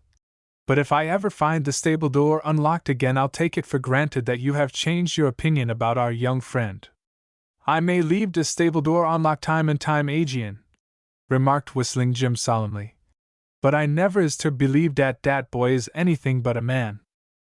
I made haste to inform Harry Herndon that Jack Bledsoe was in the neighborhood, and, as was perfectly natural, he was keen to see him, less for Jack's sake, I imagine, though he loved the young fellow well, than for the sake of having some news of the fair Catherine.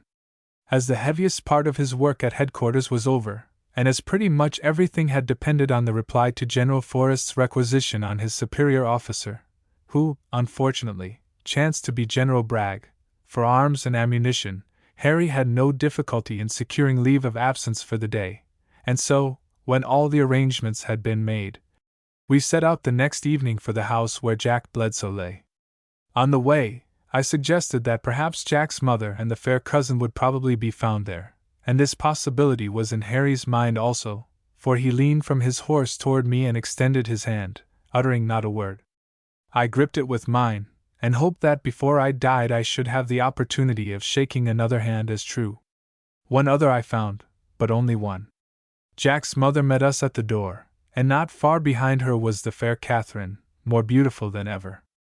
I saw at a glance that the ladies were expecting us, for they were rigged out in their best, which was not very bad, considering that they had been caught between the lines with a wounded man on their hands. Another face that I had expected to see was not in evidence, and whatever enthusiasm I may have felt in the beginning soon died away, and I was sorry that I had been foolish enough to accompany Harry. We were taken at once to Jack's room, and it was very evident that he was glad to see us again. He had changed a great deal. He looked older, and appeared to be worn by illness. He had been removed from the cabin on the river at a critical period, and, as a result, he was compelled to go through a long and drastic illness.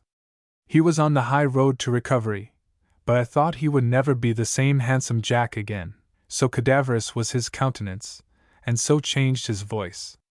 The two ladies and myself left the friends together, and went into the room that had been the parlor, where there was a brisk fire burning. The house was a very commodious country home and had evidently been built by some prosperous person whose heart and mind turned to the country after he had acquired wealth in the town. But the owner had deserted it when the Federals took possession of Murfreesboro, leaving furniture and everything to the mercy of circumstance, the cruel circumstance that goes hand in hand with war. But everything was intact. The old piano stood in the corner as glossy as if it had been newly bought, and the carpets on the floor wore a clean look, though some of them were threadbare. After a while, Harry came in search of Kate. She was more important than his wounded friend, and Mrs. Bledsoe went to take her place by Jack's bedside. This arrangement would have left me very much alone, but for the thoughtfulness of Kate, who intimated that I should find very interesting company in the next room. "Don't be afraid," she said. But I was very much afraid, I know not why, and hesitated a long time before I ventured into the room. And when I did venture to wander in casually, I was more afraid than ever, for at a window a small lady sat reading. I knew her at once for Jane Ryder, but that fact made me no bolder. On the contrary, I felt a timidity that was almost childish. It was a feeling that carried me away back to my boyhood, when I refused to go into a room where there was a company of little girls. "I beg your pardon," said I, and began to back toward the door. "Oh, no harm is done," the lady declared, closing the book, but keeping the place with her forefinger. "Did you desire to see me? Or perhaps you would see Miss Bledsoe?" "No, ma'am, that is, Miss Bledsoe is talking with a friend of mine, and I just wandered in here, having nothing else to do." "To be sure. I believe that is a custom of Southern gentlemen." "What is?" I asked, rather abruptly. "Why, to go to houses and wander from room to room until their curiosity is satisfied." I was angry, though I knew that she meant not a word she said. "Does Mrs. Bledsoe indulge in that habit?" I asked. "Habit?" I said. "Custom. Mrs. Bledsoe is a changed woman since she has lived among people who know something of the world and its ways, and who are not slave drivers." "I believe this is Miss Jane Ryder," I said. "Your memory is better than your manners," she replied, and though I tried hard to keep my temper, her words stung me to the quick. "I assure you I had not the least desire to disturb you. I came in here with the hope, though not the expectation, of finding a lad who came here last night." "He is not here," she asserted, "and if he were, he has no desire to see you. He told me something of his encounter with you, and if that is the way you treat a young lad, I wonder how you would have treated an unprotected woman. I would not trust myself to speak to her. I made her a low obeisance and retired from the room, but I was not to escape so easily. She pursued her advantage. She followed me out into the hall. Is it true that the young man compelled you to accompany him to this house last night? If he told you so, madam, it is true, I replied. After threatening to give you a strapping? She asked. Her mood was almost exultant, though she had been gloomy enough when I first disturbed her. If he says so, madam. He didn't say so, but I believe he slapped your face, for it is still red. Perhaps he did, madam. I am no madam, I'll let you know. Why do you call me so? It is simply a term of respect, ma'am. Our young people are taught to be respectful to ladies. You may be sure that the young man would have remained to see you, but I was afraid you'd run away and leave your friend. Women can be very childish sometimes, and this was pure childishness. Why, I had no idea that he bore me any ill will, I remarked. He trotted along by my side in perfect good humor when I was fetching him home. If he has any grudge against me, I do not think the fault is mine. Say to him that I apologize most humbly for any offense I may have given him. Jane Ryder was now sure that I did not connect her with the lad, was sure that I had not pierced her disguise, and she became at once very much friendlier. Her relief was apparent in voice and gesture. The truth is, she went on, the young man is very fond of you, much to my surprise. It is a strange fancy, she mused. There is no accounting for it.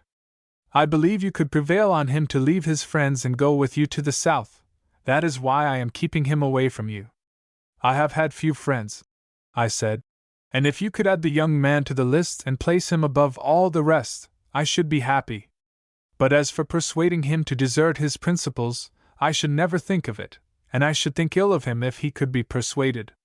He really thinks that you are one of the finest men he ever met, pursued Jane Ryder. He says that a young woman would be as safe from insult with you as she would be with her mother. And why not? I inquired. I thank your friend for his good opinion of me, but it is no great compliment to me to say that I should protect a woman with my life, if need be. Back yonder there are gathered 3,000 or 4,000 men, and out of that 4,000 you will not find 10 who would not do the same and think it nothing to boast of. I wouldn't trust them, she declared. Would you trust me? I asked. The words were out of my mouth before I could recall them. They meant more than she would think, or than she would care for them to mean. I certainly would, she said, clenching her hands in a strange little gesture. I thank you for saying that much, I declared. The time may come, not soon, perhaps, when I shall have to ask you to trust me. Soon or late, she replied. My answer will be the same. I never was more shaken with the excitement of temptation than at that moment. She must have known it. They say women are quick at reading the thoughts of a man, but, instead of drawing away from me, she drew nearer. In another instant I should have seized her in my arms, the pale and lonely creature, but just then the sound of footsteps came along the hall, and I heard the happy laughter of Catherine Bledsoe. I had raised my arms, but now I lowered them, and she had seized my hand. Goodbye, she said, and as soon as she could tear her hand from mine she was gone by another door, and Harry and her companion came plump upon me standing in the hallway, gazing at the door through which Jane Ryder had disappeared. Then I turned and gazed at them, first at one and then at the other. What have you done with her? Inquired Kate, with just a shade of solicitude in her voice. Oh, I hope you haven't hurt her, she cried. She has the tenderest heart in the world. Hurt her? Hurt her? It was all that I could say, and then all of a sudden I came to myself and stood there laughing very foolishly. She ran away, I explained. I don't know why. I am sure I didn't want her to go. Whereupon Kate fell to laughing, and kept it up until the tears came into her eyes. Oh, men are such simpletons, she exclaimed. I don't know what I should do for amusement if I didn't see the lords of creation once in a great while. We bade good-bye to the household, though Jane Ryder was nowhere to be found, and went to our horses, which we had left in charge of Whistling Jim. That worthy was in quite a flutter. He had heard strange noises, and he was almost sure that he had caught a glimpse of more than one man in the darkness. We paid little enough attention to what he said, for we knew that the ladies were safe so far as the Confederates were concerned, and Jack Bledsoe would answer for their safety with the Federals. Nevertheless, there was no one to answer for our safety, and we had no more than mounted our horses before we discovered that we were surrounded. We heard the tramp of cavalry on all sides. A quiet voice in the darkness made itself heard. "Don't shoot unless they resist! Ride them down!" exclaimed Harry. My horse ran full into another horse, and he and his rider went down just as I used my pistol. Someone with an oath whacked me over the head with a saber, my horse stumbled in the darkness, and down I went into chaos. I thought I heard someone singing, and then it seemed as if there was a free concert in progress, while I lay helpless in a great gully out of which I could not climb. 8. Making a great effort to climb from the gully into which I had fallen, my foot slipped, and I fell again, and continued to fall till I knew no more. When I came to life again, I was not in a gully at all, but stretched out on a bed, with my boots on, and this fact fretted me to such an extent that I threw back the covering and rose to a sitting posture. My head was throbbing somewhat wildly, and I soon found that the cause of the pain was a towel that had been too tightly bound around my forehead. The towel changed into a bandage under my fingers, and I found that I could not compass the intricacies of the fastenings. I remembered that I had disposed safely of the papers I had found in the chair arm. One was a passport signed by one of the biggest men in the country, authorizing Francis Leroy to pass in and out of the Union lines at any time, day or night, and the other, there were but two, was some useless information with respect to the movements of the Federal forces between Murfreesboro and Memphis. As I came more and more to my senses, I knew that these papers had been the cause of my undoing. I could see in it, as plain as day, the hand of Jane Ryder, and I was truly sorry. I thought I had been around the world and back again, and I should have been very wise, but the bandage and Jane Ryder were too much for me. How did she know that I had secured the papers? And why did she permit the soldiers to attack me? I was feeling very foolish and childish. Then I observed that a large man was sitting in front of the small fireplace, and his long legs were stretched completely across the hearth. His head was thrown back, his mouth was open, and he was sound asleep. There was half a handful of some kind of medicine in a saucer on the table, and I judged that the man would be better off for a dose of it. I suppose it was common table salt, but whatever it was, the notion remained with me that it would be a help to the man. It was a fantastic notion, but it persisted, and finally I lifted the saucer, emptied the medicine in my palm, and transferred it to the open mouth of the man. It failed to arouse him. He merely closed his jaws on the dose and slept on. I enjoyed the man's discomfiture before it occurred. I knew what a terrible splutter there would be when the stuff began to melt and run down his windpipe. I should have laughed aloud, but the bandage was hurting me terribly. With a vague hope of getting some relief from pain, I opened the door as softly as I could, went out and closed it behind me. Another door was opened directly in front of me, and through this I went. In the room a woman was sitting at a window, her head in her hands. She looked up when she heard the slight noise I made, and I was surprised to find myself face to face with Jane Ryder. Her eyes were red and swollen with weeping, and her hands were all of a tremble. "Will you please, ma'am, take this off?" I said, pointing to the bandage.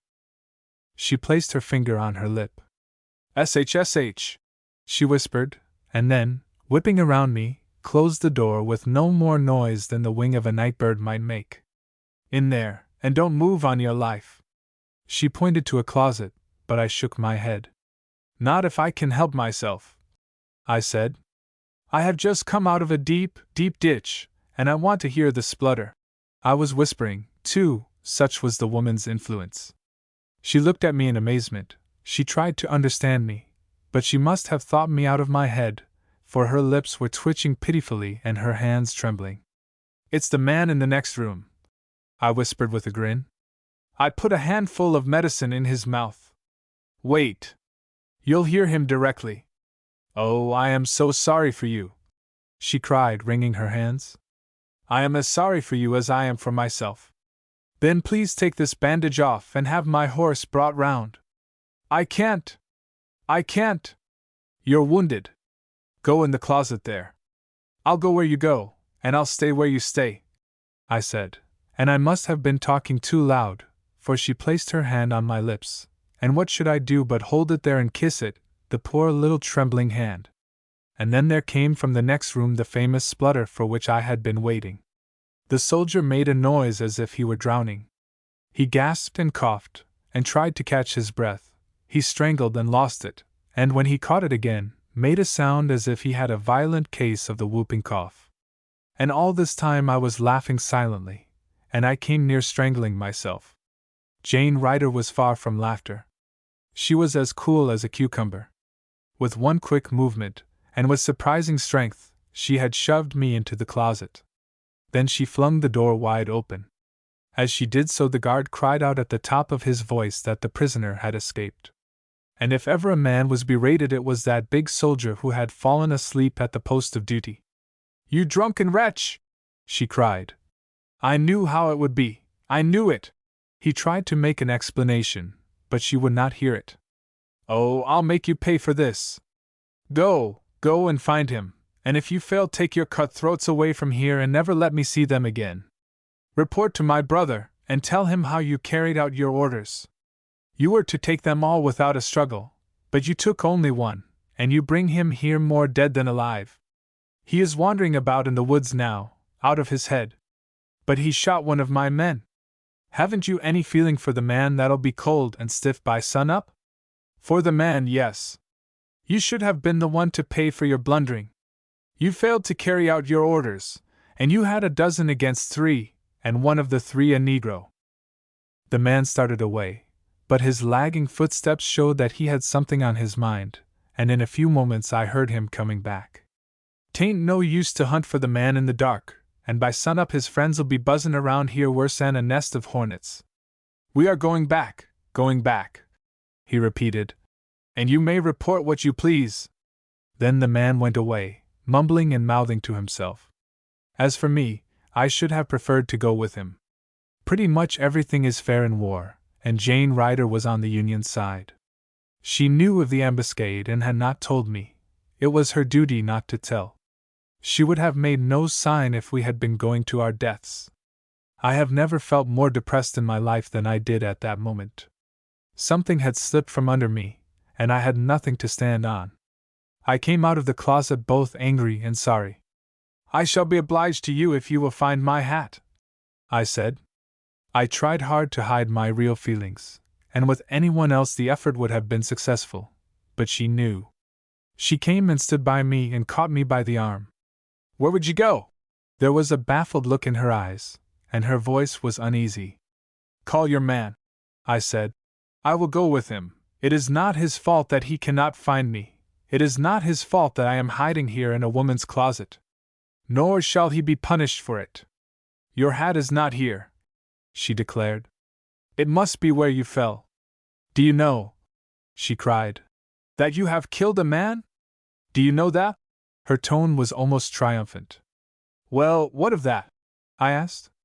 "You set them on us, and the poor fellow took his chance with the rest. Gladly would I take his place. My head was hurting and I was horribly depressed."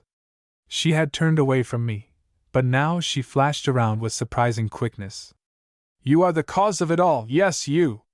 And oh, if I could tell you how I hate you! If I could only show you what a contempt I have for you!" She was almost beside herself with anger, passion, I know not what. She shrank back from me, drew in a long breath, and fell upon the floor as if a gust of wind had blown her over, and then I began to have a dim conception of the power that moved and breathed in the personality of this woman. She fell, gave a long, shivering sigh, and, to all appearance, lay before me dead. In an instant I was wild with remorse and grief.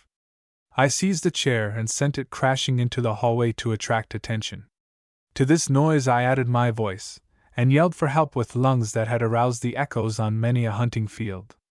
There were whisperings below, and apparently a hurried consultation, and then a young woman came mincing up the stairs. I must have presented a strange and terrifying spectacle with my head bandaged and my wild manner, for the woman, with a shriek, turned and ran down the stairs again. I cried again for someone to come to the aid of the lady, and presently someone called up the stairs to know what the trouble was. "Come and see," I cried.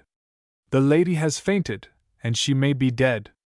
I went into the room again, and, taking Jane Ryder in my arms, carried her into the next room and laid her on the bed. There was a pitcher of water handy, and I sprinkled her face and began to chafe her cold hands. After what seemed an age, the landlord came cautiously along the hall. "Call the woman," I commanded. "Call the woman, and tell her to come in a hurry." This he did, and then peeped in the room, taking care not to come inside the door. "What is the matter?" he said uneasily. "Can't you see that the lady is ill?" I answered. The woman, 2 women, indeed, came running in response to his summons. "Go in there and see what the trouble is. See if he has killed her. I told her he was dangerous. You shall pay for this," he said, shaking a threatening hand at me, though he came no farther than the door. "You think she has no friends and that you may use her as you please. But I tell you she has friends, and you will have to answer to them." "Why talk like a fool?" said the elder of the 2 women, the woman with whom I had talked in the inner room of the tavern. "You know as well as I do that this man has not hurt her. If it were some other man I'd believe you. She has only fainted. But fainting is something new to her. He has hurt her, and he shall pay for it," the man insisted. "And I tell you," the woman repeated, "that he has not harmed a hair of her head. If he had, do you think I'd be standing here denying it? Don't you know what I'd be doing? If I am wrong, I am quite ready to apologize." I was excited, was beside myself. "I want none of your apologies," I said to the man. "I have a crow to pick with you, and I'll furnish a basket to hold the feathers." "It is better to bear no malice," remarked the younger woman calmly. "The Bible will tell you so." "It is better to tell me the cause of the trouble," interrupted her elder. "Why, I hardly know. I asked for my hat, and from one word to another we went till she flamed out at me, and said she hated me, and had a great contempt for me, and then she fell on the floor in a faint. I thought she was dead, but when I laid her on the bed there I saw her eyelids twitching." The 2 women eyed each other in a way that displeased me greatly. "I told you so," said one. "It's the world's wonder," replied the other. And then Jane Ryder opened her eyes. It was natural that they should fall on me. She closed them again with a little shiver, and then the natural color returned to her face. "I thought you were gone," she whispered. "Did you think I would go and leave you like this? Do you really think I am a brute, that I have no feeling?" She closed her eyes again, as if reflecting. "But I told you I hated you. Didn't you hear me? Couldn't you understand?" "Perfectly," I replied. "I knew it before you told me, but even so, could I go and leave you as you were just now? Consider, madam. Put yourself in my place, I who have never done you the slightest injury under the blue sky." I was going on at I know not what rate, but she refused to listen. "Oh, don't! Don't! Oh, please go away!" she cried, holding her arms out toward me in supplicating fashion. It was an appeal not to be resisted, least of all by me. I looked at her. I gave her one glance, as the elderly woman took me by the arm. "Come with me," she said. "You shall have a hat, though I hardly think it will fit you with the bandage round your head." She led me downstairs, and after some searching, she fished out a hat from an old closet, and it did as well as another. She asked me many questions as she searched. How long had I known the poor lady upstairs? And where did I meet her? She would have made a famous cross-questioner. I answered her with such frankness that she seemed to take a fancy to me. "Some say that the poor lady upstairs is demented," she volunteered. "Whoever says so lies," I replied. "She has more sense than 9/10 of the people you meet. And then, again, some say she can mesmerize folks." Then, seeing that the information failed to interest me, "What do you think of them, the mesmerizers?" "I think nothing of them. If they could mesmerize me, I should like to see them do it." "Oh, would you, you poor young man?" she said with a strange smile. How would you know that you were mesmerized, and how would you help yourself? I know not what reply I made. A fit of dejection had seized me, and I could think of nothing but Jane Ryder. You mustn't think of that young lady upstairs as hating you, said the woman, after she had brushed the hat, and had asked me if I felt strong enough to walk a mile or more. All she means is that she hates your principles. She hates secession, and she hates secessionists. But something has upset her of late. She is not herself at all. I'm telling you the truth. She hates me, you may depend on that, but her hate makes no difference to me. I love her, and I'd love her if she were to cut my throat. Is that true? Are you honest? May I tell her so sometime, not now, but sometime when you are far away? To what end? I asked. She would tear her hair out if she knew it. She would never be happy again. You don't happen to love her well enough to join her side, do you? This question was put hesitatingly, and, as I thought, with some shy hope that it would receive consideration. Madam, you have tried to be kind to me in your way, and therefore I will say nothing to wound your feelings. But if a man were to ask me that question, he would receive an answer that would prevent him from repeating it in this world. Humpty Dumpty jumped over the wall, exclaimed the woman with a laugh. I knew what you'd say, but I had my reasons for asking the question. You must go now, and bear in mind, she went on with a sudden display of feeling, that the war has made such devil's hags of the women, and such devil's imps of the men, that everything is in a tangle. You'll know where you are when you go in the next room. And you must forgive me. I am Jane Ryder's mother. And sure enough, I was in the tavern in the woods, and sitting by the hearth was whistling Jim. To say that he was glad to see me would hardly describe the outward manifestation of his feelings. Someone in the camp, he didn't know who, had sent him word that he'd find me at this house, and he had been waiting for more than an hour, the last half of it with many misgivings. He and Harry had escaped without any trouble, and my horse had followed them so closely that they thought I was on his back. But when they saw that he was riderless, they thought that I had either been captured or killed. Once at camp, Harry Herndon drummed up as many of the independents as would volunteer, and they had gone in search of me. Whistling Jim heard them riding along the road as he was coming to the tavern. The faithful Negro had 100 questions to ask, but I answered him in my own way. I was determined that none but those directly concerned should ever know that I had been held a prisoner or that Miss Ryder had a hand in the night's work, and I wished 1,000 times over that I had not known it myself. The old saying, worn to a frazzle with repetition, came to me with new force, and I was sadly alive to the fact that where ignorance is bliss 'tis folly to be wise.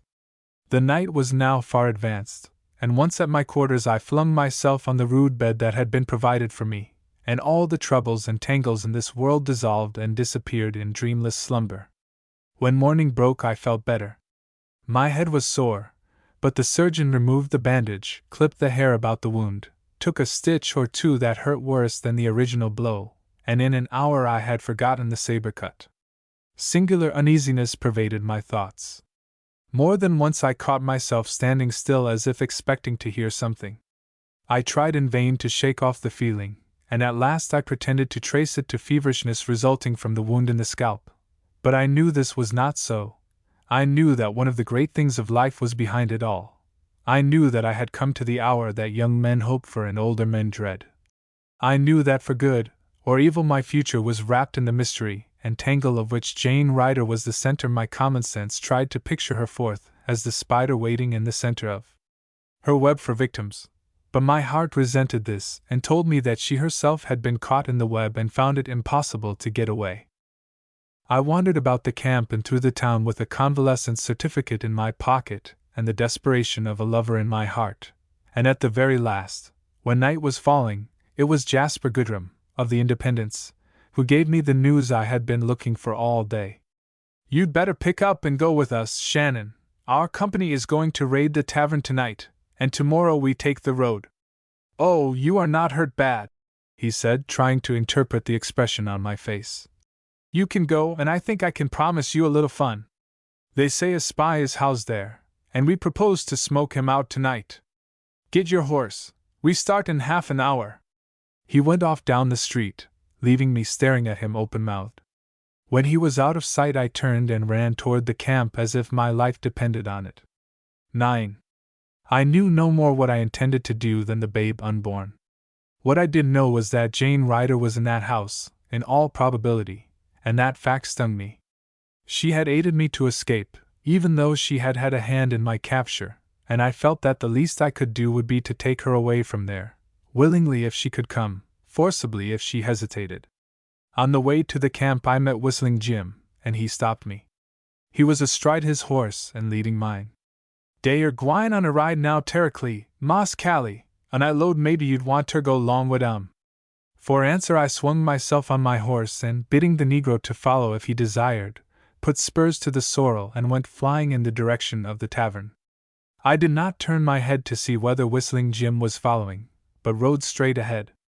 It strikes me as curious, even yet, that the darkness should have fallen so suddenly on that particular day. When Goodrum spoke to me, I supposed that the sun was still shining. When I turned into the road that led to the house, it was dark. I reached the place in the course of a quarter of an hour, and as I leaped from my horse, I heard the negro coming close behind me. I waited for him to come up and dismount, and then I bade him knock at the door, and when it was opened, I told him to stand by the horses. The door was opened by the woman who had spoken so kindly with me. "You here again?" she cried with an air of surprise. "You would make it very hard for her if she were here, but I think she is gone. You'll not see her again, my dear, and I, for one, am glad of it. There's no one here but myself and my son." "Your son is the one I want," I replied. "Tell him to come at once. I have news for him." The woman had no need to call him, however, for the inner door opened as I spoke, and out came Jane Ryder in the garb of a man, cloak, boots, and all. I had an idea that she would shrink from me or show some perturbation, but I was never more mistaken in my life. In a perfectly easy and natural manner, the manner of a young man, she came up and held out her hand. "I think this is Mr. Shannon. Miss Ryder told me your name. I have to thank you for some recent kindness to her." I shook her hand very cordially, saying that nothing I could do for Miss Ryder would be amiss. "As it happens," I went on, "I can do something for you now. Will you come with me?" For one fleeting moment her woman's hesitation held her, and then her woman's curiosity prevailed. "With pleasure," she said. As we started for the door, the woman interfered. "I wouldn't go with him," she declared with some bluntness. "You don't have to go, and you shan't. You don't know what he's up to." This failed to have the effect I feared it would. "Don't you suppose I can take care of myself, mother?" "I know what I know," replied the woman, sullenly, "and it wouldn't take much to make me tell it." "Then, for heaven's sake, say what you have to say and be done with it," I exclaimed.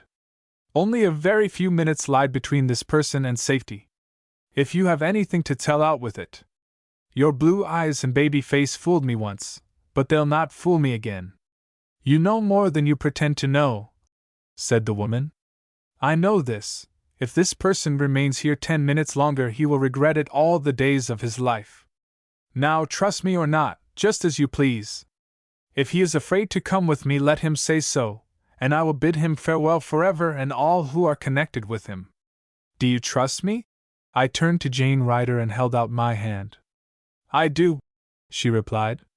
She came nearer, but did not take my hand. "Then, in God's name, come with me," I cried. She obeyed my gesture and started for the door. "Where are you going?" wailed the mother. "Tell me, tell me." I was sorry for her, but I made her no answer. I anticipated this scene as little as I did the fact that Jane Ryder would come with me. I was prepared to carry her off if she refused, but I was ill prepared for the rumpus that this quiet-looking woman kicked up. She followed us to the door and stood wailing while I tried to persuade Jane Ryder to mount my horse. She hesitated, but I fairly lifted her into the saddle. The stirrup straps were too short, but that made no difference. I sprang on the horse behind her, and reaching forward, seized the reins and turned the horse's head in a direction that would bring us into the town by a detour, so that we should miss the Independents, who would follow the road that I had followed in coming. "Where are you taking me?" inquired Jane Ryder. "To safety," I replied. The house is to be raided tonight, and I decided to bring you away. You saved me from a prison, and now I propose to save you. I saved you? You are mistaken. It was that foolish woman, Miss Ryder. Well, she said that you are her dearest friend, and I'm saving you to please her. You needn't hold me so tight. I'm in no danger of falling off. Where are you taking me? To General Forrest. She caught her breath, and then did her utmost to fling herself from the horse. When she found that her strength was not equal to the task of removing my arms or lifting them so she could slip from the saddle, she began to use her tongue, which has ever been woman's safest weapon. You traitor! She cried. Oh, you traitor! I wish I had died before I ever saw you. But this is the safest course, I insisted. You will see, and then you will thank me for bringing you away. And I thought you were a gentleman. I took you for an honest man. Oh, if hate could kill you, you would fall dead from this horse. What have I done that I should come in contact with such a villain? You have a pistol, I said. I had felt it against my arm. And it is easy for you to use it. If you think so meanly of me, why not rid the earth of such a villain? Do you know who I am? She asked with a gasp of apprehension. Why, certainly, I answered. Do you think I'd be taking the trouble to save you else? Trouble to save me? Save me? Why, I hope your savage general will hang me as high as Haman. He would if he were a savage, I said, and he would if you were a man. And he may put you in prison as it is. You would certainly go there if captured by the 40 thieves.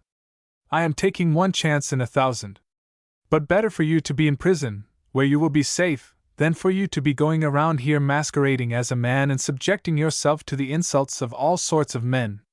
You are the only man that has ever insulted me. Do you hear? You, gentlemen, she hissed. Can't you see that I despise you? Won't you believe it? Does it make no difference? Not the least in the world, I replied. Now you must compose yourself. You can be brave enough when you will. I think you are the bravest woman I ever saw. I wish I could say you are a brave man, but you are an arrant coward, you, the soldier that plans to capture women. You must compose yourself, I repeated. In a few minutes we shall be in the presence of General Forrest, and I should like to see you as calm as possible. I don't know, but I think you will be safe. It was our only chance. The nearer we drew to headquarters, the more my anxiety rose, yes, and my sympathy. By the living Lord, I cried, you shall be safe. Noble gentlemen! To entrap a woman and then declare she shall not be entrapped. To gain whatever honor there may be in a woman's capture by running ahead of his ruffians and capturing her himself. This is Southern manliness. This is Southern chivalry. I am glad I know it for what it really is. Do you know, she went on, that I really thought that you are the first man I was ever deceived in. Come now, said I, not unmoved, for my feelings ran far ahead of hers and I knew what she would say and how hurt she was. Come now, you must be calm. Everything depends on that, everything. Near General Forrest's headquarters I dismounted and walked by the side of my horse. Then when Whistling Jim came up, and I would have helped her from the saddle. Don't touch me, she exclaimed. She jumped from the saddle to the ground and stood before me, and for the first time I was ashamed and afraid. This way, I said. Then to the guard at the door. Private Shannon, of Captain Forrest's company, to see the general. He's right in there, said the guard with good-natured informality. I rapped at the inner door, and heard the well-known voice of General Forrest bidding me to enter. I saluted, and he made some motion with his hand, but his eye wandered over me and rested on my companion. Then, after a moment, they returned to me. What's the matter, Shannon? I have brought to you here one who came to my rescue last night when I had been captured by a scouting party. We had gone to see the young fellow who, you will remember, was wounded in our last affair at the river. You saw him in the cabin. He was carried away the next day by his friends, but grew so ill that he could be taken no farther than the house on the turnpike 2 miles from town. You didn't let him get you just dry so, did you? He asked. And then I gave him the details of the affair from beginning to end. I thought Herndon was mighty keen to go. he remarked with a laugh. You say this young fellow fixed it so you could get away? And then you went back and captured him? That don't look fair, does it? He regarded me with serious countenance. It is a lady, General, and I did not want her to fall in rough hands. He uttered an exclamation of impatience and surprise, and made an indignant gesture. Now, look here, Shannon, that is a matter that I won't tolerate. I've a great mind to. He paused, hearing the voice of his wife, who was visiting him. Go back in there and tell Mrs. Forrest to come in here a minute, and do you stay out till I call you. I'm going to look into this business, and if it ain't perfectly square all the way through, you'll pay for it. I hunted for Mrs. Forrest, hat in hand, and soon found her. I must have had a queer expression on my face, for she observed it. You must be frightened, she said. I am, madam, for another as well as myself. And then I told her, as we walked along very slowly, just how the matter lay. She regarded me very seriously for a moment, and then smiled. She was a handsome lady, and this smile of hers, full of promise as it was, made her face the most beautiful I have ever seen before or since. It is a large saying, but it is true. I remember that I remained in the corridor cooling my heels a weary time, but finally Mrs. Forrest came out. You may go in now, she said. It is all right, I'm glad I was called. I think I have made the General understand everything as I do. There are some things that men do not understand as well as women, and it is just as well that they do not. I am sure you will be very kind to that little woman in there. I tried to thank her, but there is a gratitude that cannot be expressed in words, and I could but stand before her mumbling with my head bent.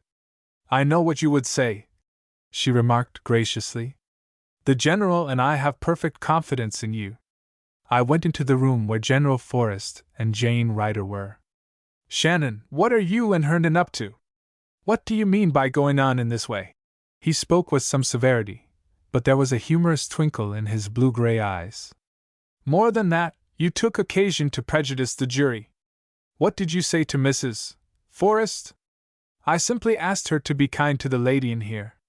Well, she was all of that, said the General.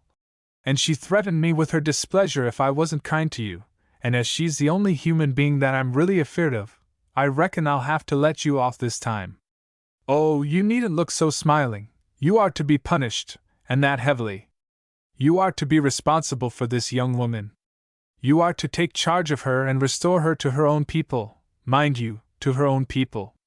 You are responsible to me, and I reckon you know what that means. If you don't, you can just ask somebody that knows me. I knew what it meant well enough, and I knew what his words meant. The lady is as safe with me, General, as if she were in her mother's arms. Now, that's the way to talk, and I believe you, said General Forrest. All this time Jane Ryder had said not a word. She sat very quietly, but there was not a sign of gloom or dejection in her face. But uneasiness looked from her eyes. She spoke presently, while General Forrest was looking through a large morocco memorandum book that was a little the worse for wear. If you please, she said, I should like to go back to my friends tonight, if they are not all killed. They can do you no harm even if they are alive. They are only a couple of women. Well, they are not killed, replied General Forrest without looking up. The men make war on me and do a lot of damage, but I don't make war on them. I'm letting you off on a technicality, Miss Ryder. You are not a spy, you have never been inside my lines until tonight, and yet you were in a fair way to find out a good many things that the other side would like to know. I never found out as much as I'd like to know, she replied. And since he came bothering me, I haven't found out anything. Apparently General Forrest ignored the remark. He turned to me with a slip of paper in his hand. You'll have to change your name, Shannon. This passport is made out to someone else. Read it. He handed it to me, and I read aloud. The bearer of this, Captain Francis Leroy, is authorized to pass in and out the federal lines, night or day, without let or hindrance. It was signed by a great man at Washington and countersigned by one almost as great. Why, that belongs to me, said Jane Ryder. Where did you find it? I reckon it's just a duplicate, said the General, smiling. I've had it some time. A little frown of perplexity appeared above Jane Ryder's eyes, and if it had never gone away until she solved the mystery of this passport, it would have been there yet, for either one of us ever knew where General Forrest obtained the precious document.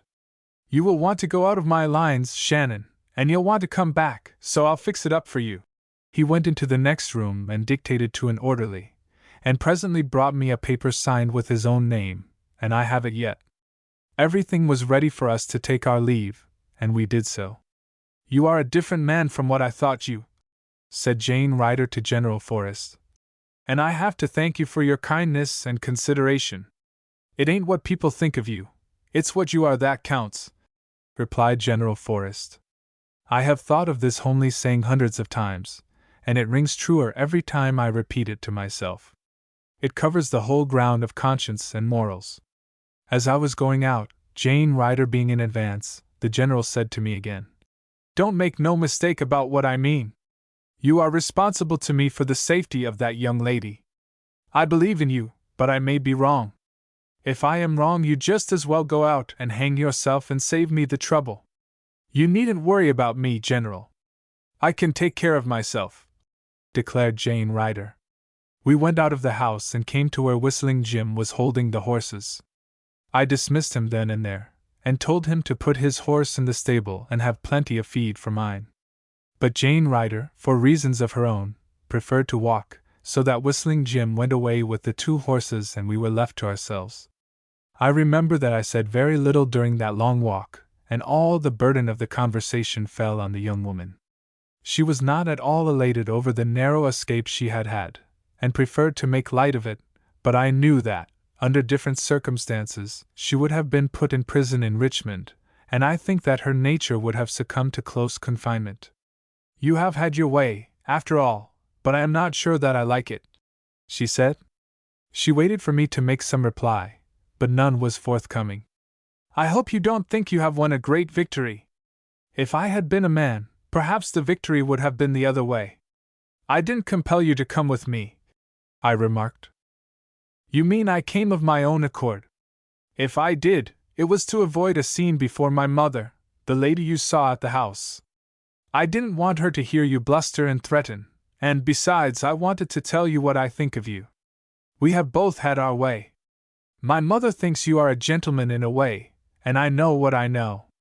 I trudged along by her side silently. I had no relish for an argument in which I was sure to get the worst of it. In some matters a man is no match for a woman. He cannot cope with her in a war of words. Nor will silence discomfit them. At least, it had no such effect in this instance, for the more I was silent, the louder and faster she talked, and apparently, the angrier she became. You will boast, no doubt, said she, and tell your comrades how you lorded it over a young fellow who turned out to be a woman, how you compelled her to go with you to General Forrest's headquarters. But how did you know me? How did you know who I was? I laughed aloud. Why, I know you through 1,000 disguises, as I knew you here that first night. I don't believe it. You didn't know me that first night. You had never seen me but once before, and you couldn't have known me. How did you know me tonight? You won't answer, or if you do you'll say you knew me by my swagger. Anything to insult a woman. I'd like to be a man for a few hours just to see how they feel toward women, just how much more contempt they feel than they show. I tell you, you didn't know me that first night. Then why did I insist on going home with you? This rather stumped her. Because you thought I was a slip of a lad, and you knew you could impose on me. If you had known I was a woman, you wouldn't have called me a little devil. Yes, you would, she quickly added. You would have abused me worse than that if you had known I was a woman. How did you know, if you knew? By your eyes. The moment I looked into them fairly, I said to myself, here's Jane Ryder again. No one has eyes like hers. She was silent for a little space, and then, did it never occur to you that it would be politer to refer to me as Miss Jane Ryder? Now, I had never thought of her as Miss Jane Ryder, and I told her so. Are my eyes so peculiar that you would know them anywhere? Are they positively hideous, as the young women say? I hesitated, and she went on. But why do I ask? No matter what you think, it can never, never make any difference to me, after the way you have treated me tonight, and I hope that when you bid me goodbye, as you will have to do directly, that I shall never see you again. That is the talk of a child, and you are supposed to be a grown woman, I replied. You know very well that I am obliged to carry out the orders of my general, no matter how much they go against the grain. She stopped in the road and tried to read my face even in the dark. Do you really mean that? And then, without waiting for an answer, she turned and ran, and I followed the best I could. It soon dawned on me that this surprising young woman was as nimble with her feet as a schoolboy. She scampered away from me in a way to put me on my mettle, and she must have run nearly half a mile before I could come up with her. I touched her on the shoulder lightly, crying, "Caught! There is no getting rid of you," she answered. "Oh, but there is, as you will discover," I said. "Once with your kinpeople, you will see no more of me." I was vexed, but my ill humor seemed to add to her high spirits, and she talked away quite blithely. When we came to the door, it was open, and the mother, who had been kind to me, stood there waiting.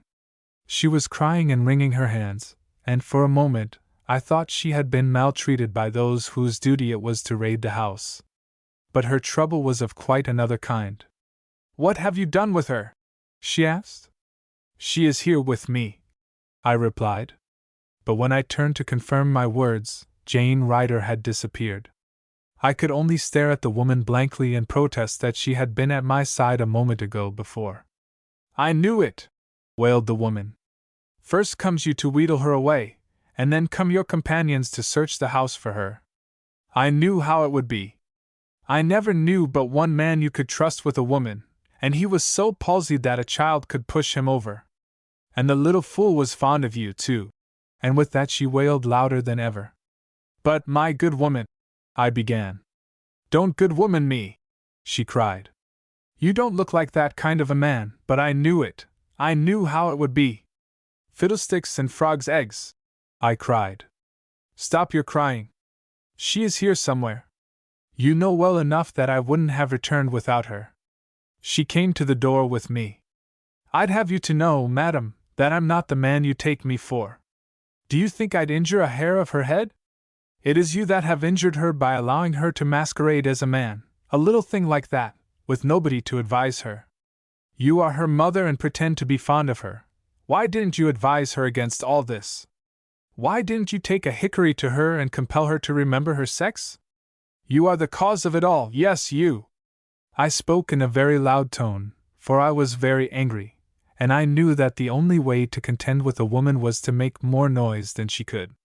Just as I was about to continue my railing protest, Jane Ryder came through an inner door, dressed, as she should be, in the garb of her sex. Her toilette would have been complete but for the fact that in her haste her hair had fallen loose from its fastenings and now flowed over her shoulders and down to her waist, black as night and as shiny as silk. "I thank you both for your good opinions," she said, making a mock courtesy. "Especially the chivalrous Mr. Carroll Shannon, with his straps, and his hickories, and his riding whips, and I hope he will soon get a woman on whom he can use them all." "Oh, Jane! Jane!" cried the other. "Why will you worry those who love you? Why will you try them so?" The young woman's face fell at that, and she seemed to be very contrite. She went quickly across the room and never paused until she found herself in the woman's arms, and showed her love by so many quaint and delicate little caresses, and had such a dainty and bewitching way about her, that no human could have held out against her. The woman's face had cleared on the instant, and was no more clouded with grief and anxiety.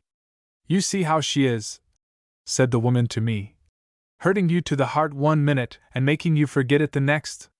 "I see," I replied. "But you should control her. You should make her remember who and what she is, and not permit her to go about as a man or boy. Don't you know how dangerous it is?" "Oh, but she's her own mistress," the woman explained. "She can wheedle, and no one can say her nay. But I'm glad she went away tonight, though I was terribly afraid for her. She had no more than got out of hearing before there came a pack of troopers, and nothing must do but they must search the whole house from top to bottom. They were hunting for Leroy, too, and if she had been here there would have been trouble." What did I tell you? I exclaimed. I captured her ahead of them, carried her to General Forrest, and now she is my prisoner. I am responsible for her. I believe I had rather the others had captured me, Jane Ryder declared. The woman looked at me and shook her head, as much as to say, Never believe her. Why did you trouble yourself? Jane Ryder inquired. I am sure I never gave you any cause to worry yourself about me. If you think you have done me a service, you were never more mistaken in your life. You have simply destroyed my usefulness for the time being, but you have given me an opportunity to show you what I think of your intermeddling. Jane! You know that he has meddled with you only for your own good, said the older woman. You ought to thank him on your knees. On my knees! She exclaimed angrily. On my knees! I dare say he would like to see me on my knees before him, but he'll see me dead first. I was surprised at the heat she showed over the matter. Your mother, I said, has simply used an unfortunate expression. You owe me nothing, and if you owed me everything, a kind word would more than repay me. She bit her lip, but made no reply. It's her way, explained the mother, and I'm free to say it's a very poor way. It has always been her way. Love her and she'll hurt you, do her a favor and she'll pretend to despise you. Her kind words are as scarce as pearls among the poor. Scarce, but when they are spoken they make up for all the rest. Don't be angry with her. A big man like you shouldn't care what a child like her says. Child! I am older than he is, said Jane Ryder. But age is not age unless it has experience and judgment, remarked the older woman, serenely. Without them, age is another form of childishness. What are you going to do with me? Asked Jane Ryder, turning to me. She was evidently weary of a discussion of which she was the subject. She had placed her finger squarely on my perplexity, for this was indeed the great problem that I had to solve. What should I do with her? Not tomorrow, nor the day after, but now, tonight. The question had occurred to me a dozen times, but I had put it aside, trusting its solution to the moment when it could be no longer postponed. I hesitated so long that both of the women sat staring at me. You have not answered my question, said Jane Ryder, and it is important that I should know. I might give you your parole for the night, I answered. You persist in regarding me as your prisoner? I have my orders, I replied. You know that as well as I do. Thank you for your information. Good night. And she was gone before I could say a word, even if I had known what to say. All I could do was to stare blankly at the door through which she had disappeared. I had known all along that if she once took the matter in her own hands I should be powerless, for she was a woman, and such a woman. I could no more hold her prisoner against her will than I could fly. My whole nature revolted at the thought of it. She was a woman, a dangerous woman, no doubt, but still a woman, and that settled it for me. And then, after I had looked at the door long enough to stare it out of countenance, if it had had one, I turned to the mother and stared at her. There was just the shadow of a smile hovering around her lips, and it nettled me. She is parading as a man, I said, and I think I shall treat her as one.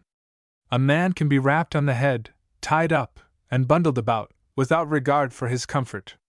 And yet, said the mother, with her knowing smile, you wouldn't hurt a hair of her head, nor give her a moment's discomfort. She made this statement with so much complacency that I was more than irritated. I was vexed. If you knew me, I declared, you wouldn't say that. I have no patience with women who try to play the man. I know you well enough to say what I have said, she replied. You have a face that tells no lies, and more's the pity. Where has she gone? I inquired. That I can't tell you, the mother replied. But it would be the wonder of the world if she had gone to bed. We who love her have no power to control her. She needs a stronger hand than ours. I could tell you something if I would, she remarked presently. But it would be like feeling my way in the dark, and I dare not. Yet there is another thing I will tell you that can do no harm, though I promise to keep it to myself. If you stay here you will get in trouble. The man you shot night before last has a brother, and this brother is determined to capture you. I'm telling you this because I think you are a good young man. I had a son once who, if he had lived, should be about your age, and I would have thanked any woman in the world to have given him the warning I have given you. You can gain nothing by remaining here. You can return in the morning. Jane will be here. She is not going to run away from you. Nevertheless, I must do my duty, I said. With your permission, I shall remain here. Does Jane Ryder know of the purpose of this fellow? Oh, no, I wouldn't tell her. She has trouble enough. She paused and hesitated. Why not go? There is the door. It is unlocked, and you will still have time to join your friends. This is all I can say to you, all I can do for you. No, you can pray for me. And another thing, if you hear any noise, cover up your head and make Jane Ryder cover hers. I'm sure I don't know what to make of you, she said, puckering her forehead as she stood in the door. But I think I know what to make of you and your daughter, I replied, with a laugh. Above all things, don't misjudge us. And with that she was gone, closing the door behind her. How long I sat there I know not. It may have been 1 hour or it may have been many. But sometime during the night there came a rap at the door, and the pictures of Jane Ryder were blotted out of the fire, and went flitting up the chimney. The knocking was on the outer door, which was unlocked, as the woman had said, and I cried out, "Come in!" Responsive to the invitation, Whistling Jim made his appearance, and I was more than glad to see him. I discovered for the first time that I had been oppressed by my loneliness, for my spirits rose to a great height. He seemed very glad to see me, for he laughed aloud. "I bet $1 you ain't had no supper," he said.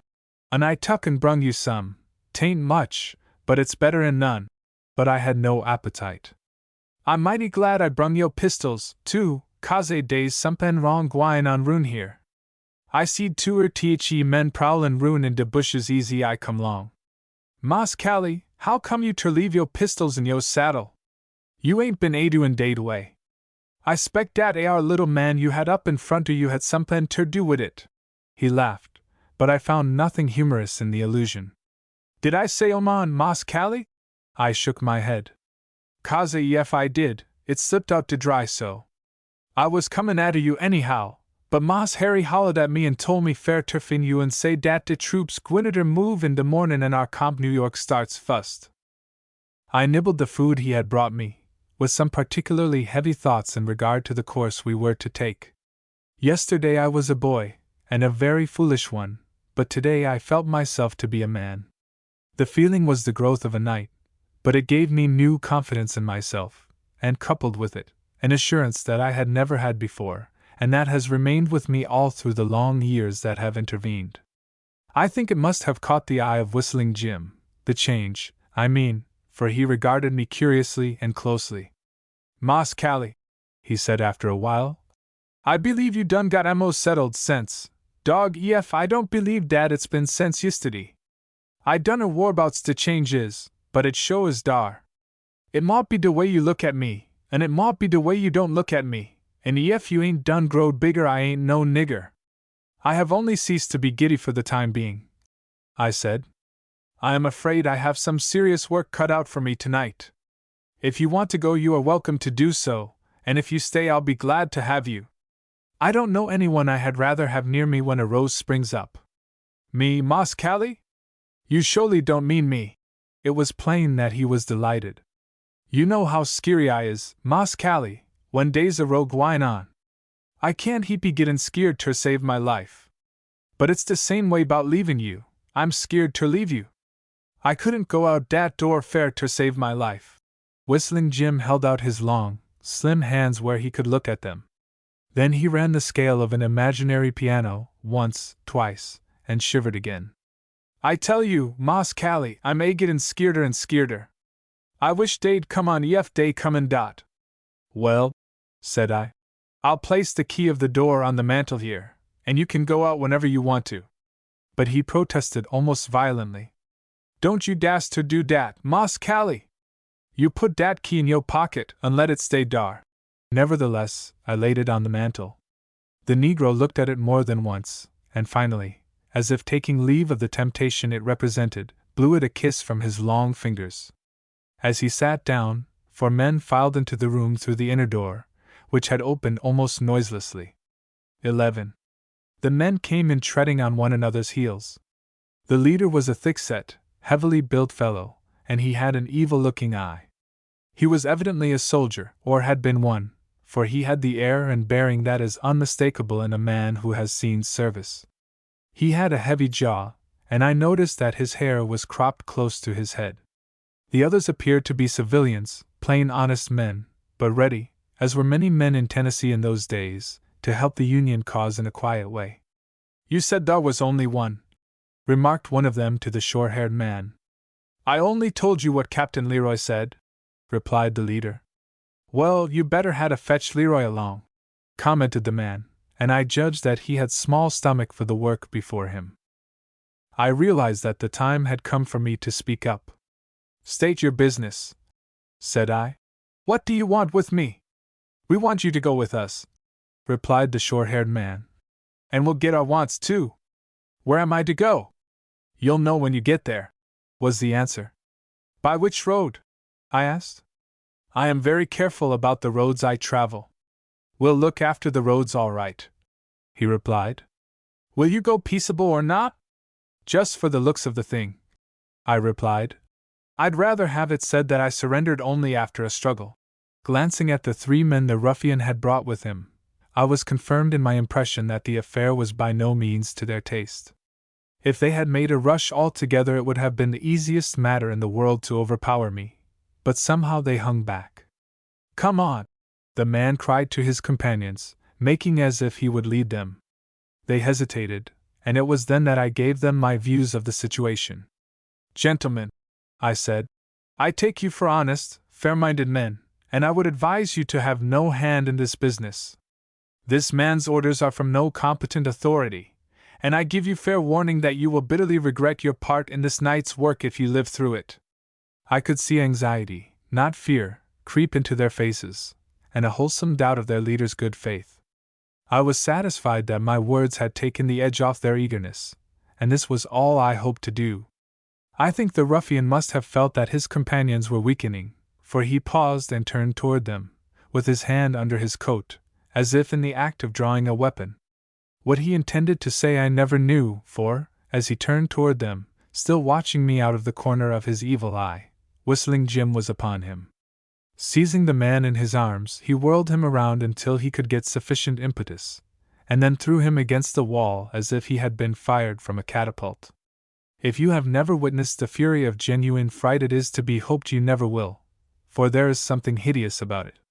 The ruffian had hardly hit the wall before the Negro was upon him again, making a noise in his throat like some wild animal, his face distorted and the muscles of his arms and body standing out as prominently as if he were covered with huge wounds or tumors. The man had not been so badly stunned by his collision with the wall but that he could turn over, and by the time the Negro reached him he had drawn his pistol halfway from his pocket. But that was all. Whistling Jim seized the hand and held it, and using his head as a battering ram, jammed it into the man's stomach and into his face. Then he dragged the limp body toward the fireplace, crying, "Get out the way, Moss Callie! I'm gwine ter put him whar he can't pester nobody else. Yef I don't he sure will shoot me, 'cause I done seed his pistol." While the Negro was thus engaged with the most dangerous of the men, it is not to be supposed that I was idle. The 3 companions of the ruffian started to his aid when Whistling Jim began operations, their hesitation suddenly turning into indignation when they beheld the spectacle of a Negro assaulting a white man. The foremost went down under the chair with which I struck him, the second one tripped over the fallen body and also went down with my assistance. The third man suddenly found the frame of the well-made chair fitting around his neck like the yoke of an ox. I did my best to pull his head off in order to recover my weapon, but his neck was tougher than the joints of white oak, and the 2 long legs that went to make up the back of the chair came off in my hand, thus giving me a bludgeon very much to my taste. It was at this juncture that the Negro came dragging the body of the ruffian and declaring his intention of giving him a foretaste of torment. My anger was of such a blind and unreasoning sort that I had no objections to the horrible proceeding, and if there had been no sudden diversion I should, in all probability, have aided him in carrying out his purpose. But there came a tremendous knocking at the door, and I could hear someone rapping and kicking at the panels trying to force an entrance. So I laid a restraining hand on the Negro and bade him drop the almost lifeless body. Giving him one of the chair legs, and bidding him keep an eye on the three men, who evidently had had enough of the rough things of life, I went to the door. The key was in a position to reflect the light, and I had the door open in a moment, but whoever had rapped to get in seemed to have changed his mind.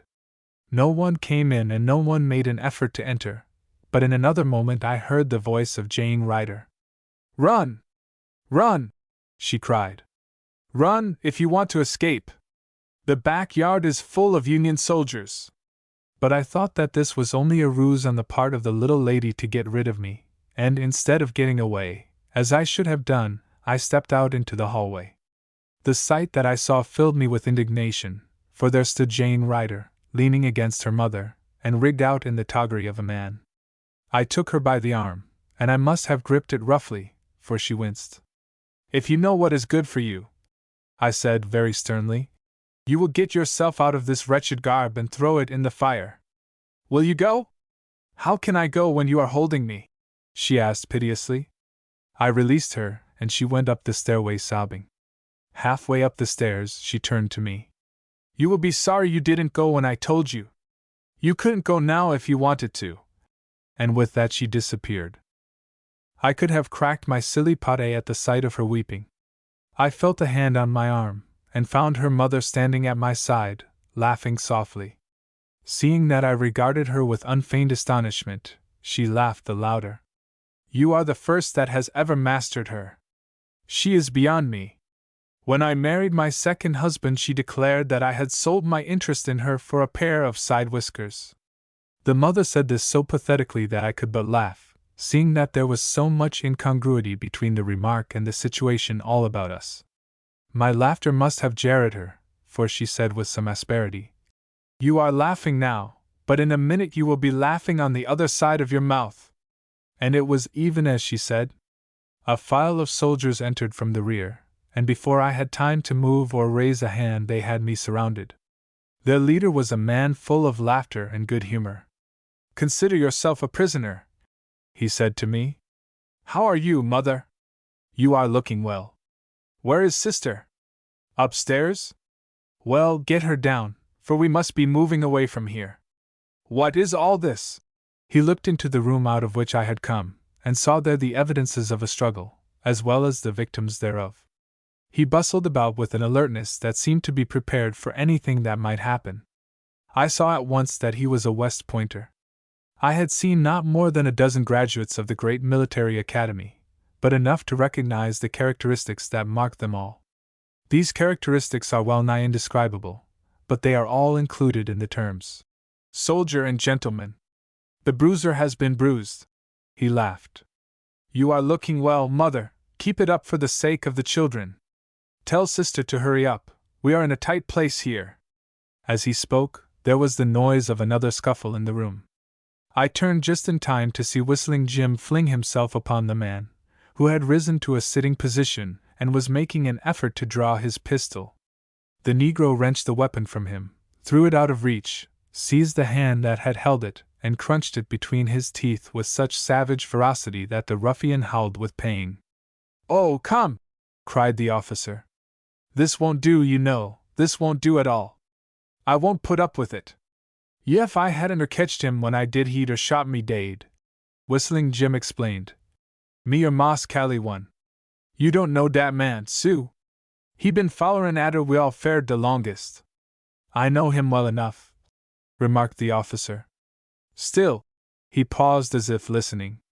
The noise he heard was Jane Ryder coming from above. He met her halfway up the stairs.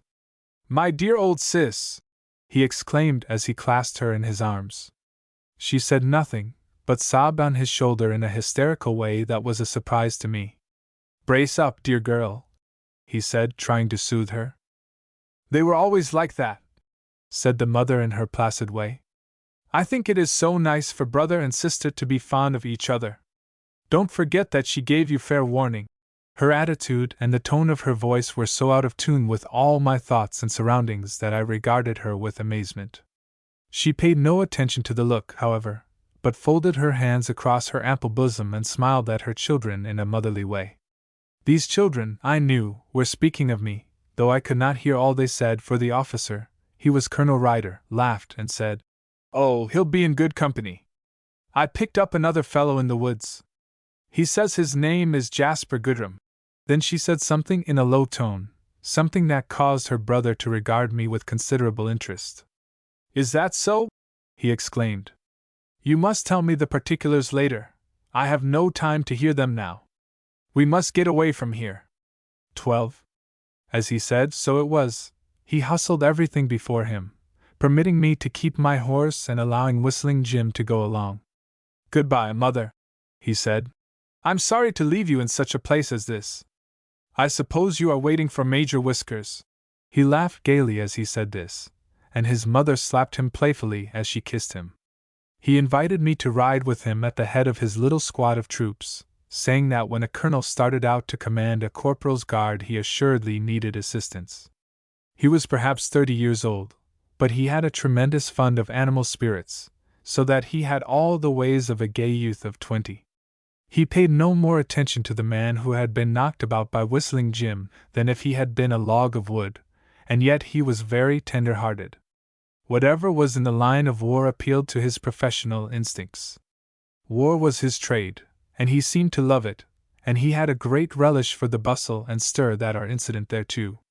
His sister rode in the top buggy in which I had first seen her, and she might have been the commander of the men, judging from the way she gave instructions.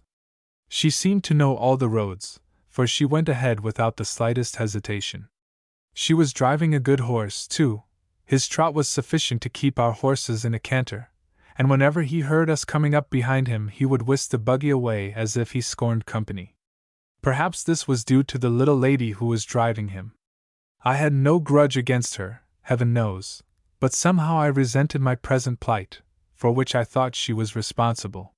She had given me fair warning, but she should have known that it was my purpose to carry out the orders of General Forrest, and if I was to be warned at all she should have told me the precise nature of the danger. In that case, I could not only have escaped, but I could have been instrumental in the capture of her brother and his whole party.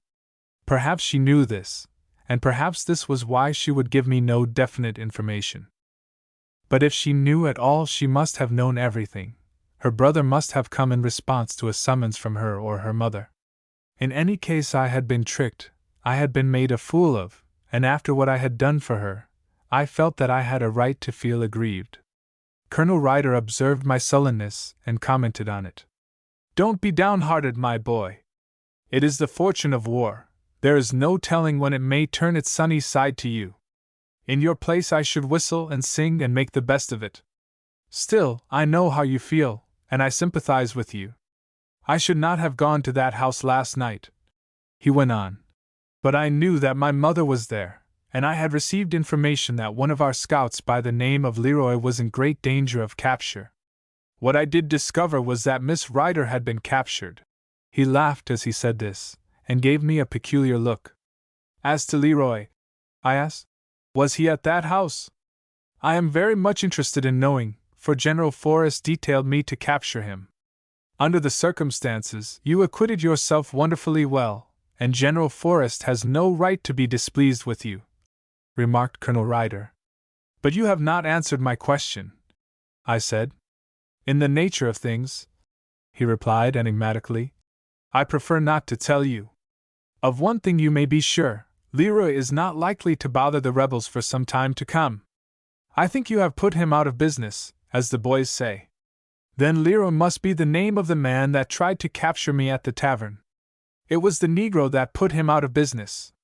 But Leroy is a very dear friend of mine," laughed the colonel, "and you may be sure I should not have left him there. You observed, of course, that I was very attentive to the man your Negro had whipped." He was still laughing, and I could not imagine for the life of me why he was tickled. 13. We rode along without adventure of any kind, though I momentarily expected to hear the tramp of Forrest's outriders behind us. They never came, and about 10 o'clock, my stomach was my clock in this instance, for I had had no breakfast, we suddenly turned off from the main road and plunged into the shadows of the finest wood I had ever seen. There were giant chestnuts, giant poplars, giant oaks, and giant pines. They were so large that human beings seemed small and insignificant beside them, and I realized that we were in the primeval forest. The thought, however, did not satisfy my hunger, and I wondered when and where a halt was to be called and rations parceled out. It is a vexatious feeling for the young to feel the pangs of hunger, and I was not used to a long fast. My feelings were relieved by Whistling Jim, who informed me that he had placed a very substantial ration in my holsters, and I am free to say that, after Colonel Ryder, the Negro was the most thoughtful and considerate person I have ever seen. He had an easy explanation for it, and spoke of it very lightly, remarking that all he had to do was to think of himself first. And the white folks next. In turning into the wood, we were following the lead of the little lady in the top buggy, and I think that Colonel Ryder had no idea whither she was leading him. Yet he yielded himself and his men to her guidance with a confidence that few soldiers would have displayed. We had come very rapidly until we turned out of the main road, and then we went along more leisurely. This gave me time to overcome my natural stupidity, for I finally realized that our rapid movements on the main road were intended to place us beyond the reach of Forrest's advance guard. The byway that we were now following appeared to be little used, yet it was a wide road and a good one, and probably served as the means of communication between isolated farms, or it may have led to some lonely grist mill which had been built for the convenience of that thinly populated region. Though it was but little used, it was plain to the eye, and I thought with a smile that if Captain Bill Forrest's company should happen to have any leisure, a dozen or more of them would be sure to see where it led, in which event. The smile faded away as soon as it came, for I thought of the little lady in the top buggy who was driving ahead with so much confidence. She would be safe in any event, but what would she think of me if her brother should be captured or killed? I shrunk from facing such a contingency. I shrunk without knowing why. Being a young fellow, and feeling my importance as I have never felt it since, I imagined she would hold me responsible. I had interfered with her plans in more ways than one, and I felt that she owed me a grudge that would grow to enormous proportions should any harm come to her brother. I was suddenly recalled to the affairs of the moment by hearing the screams of a woman, followed by a rifle shot. I saw Jane Ryder urging her horse forward, and without waiting to see what Colonel Ryder proposed to do, I put spurs to my horse, followed by Whistling Jim. The scream of the woman had sent a cold chill all through me, and I was in no humor for waiting to see what the others would do. I thought I heard shouts behind me, but I paid no attention to them. I turned my horse to the left and headed him in the direction from which the sounds had come. Keeping a sharp eye ahead, I soon came in sight of a cabin sitting lonely and forlorn in the middle of a small clearing. I saw more than this, for 3 men were engaged in a desperate effort to batter down the door. My horse bore me past the little lady in a flash, although she was using the whip. With a cry of "Halt and surrender!" I rode at the men, pistol in hand. They whipped around the house without turning their heads, and ran off into the thick undergrowth, where it would have been both useless and dangerous to pursue them. They left one of their number on the ground, the victim of the rifle shot we had heard. He begged lustily for both mercy and water. If he had been compelled to choose between the two, I think he would have taken water. I gave him my canteen, which he emptied at a gulp and called for more. There was a strange silence in the house, a silence in decided contrast to the screams I had heard, and I wondered if the wretches had shot the woman. I started to knock on the door with the butt of my pistol, but Jane Ryder was before me.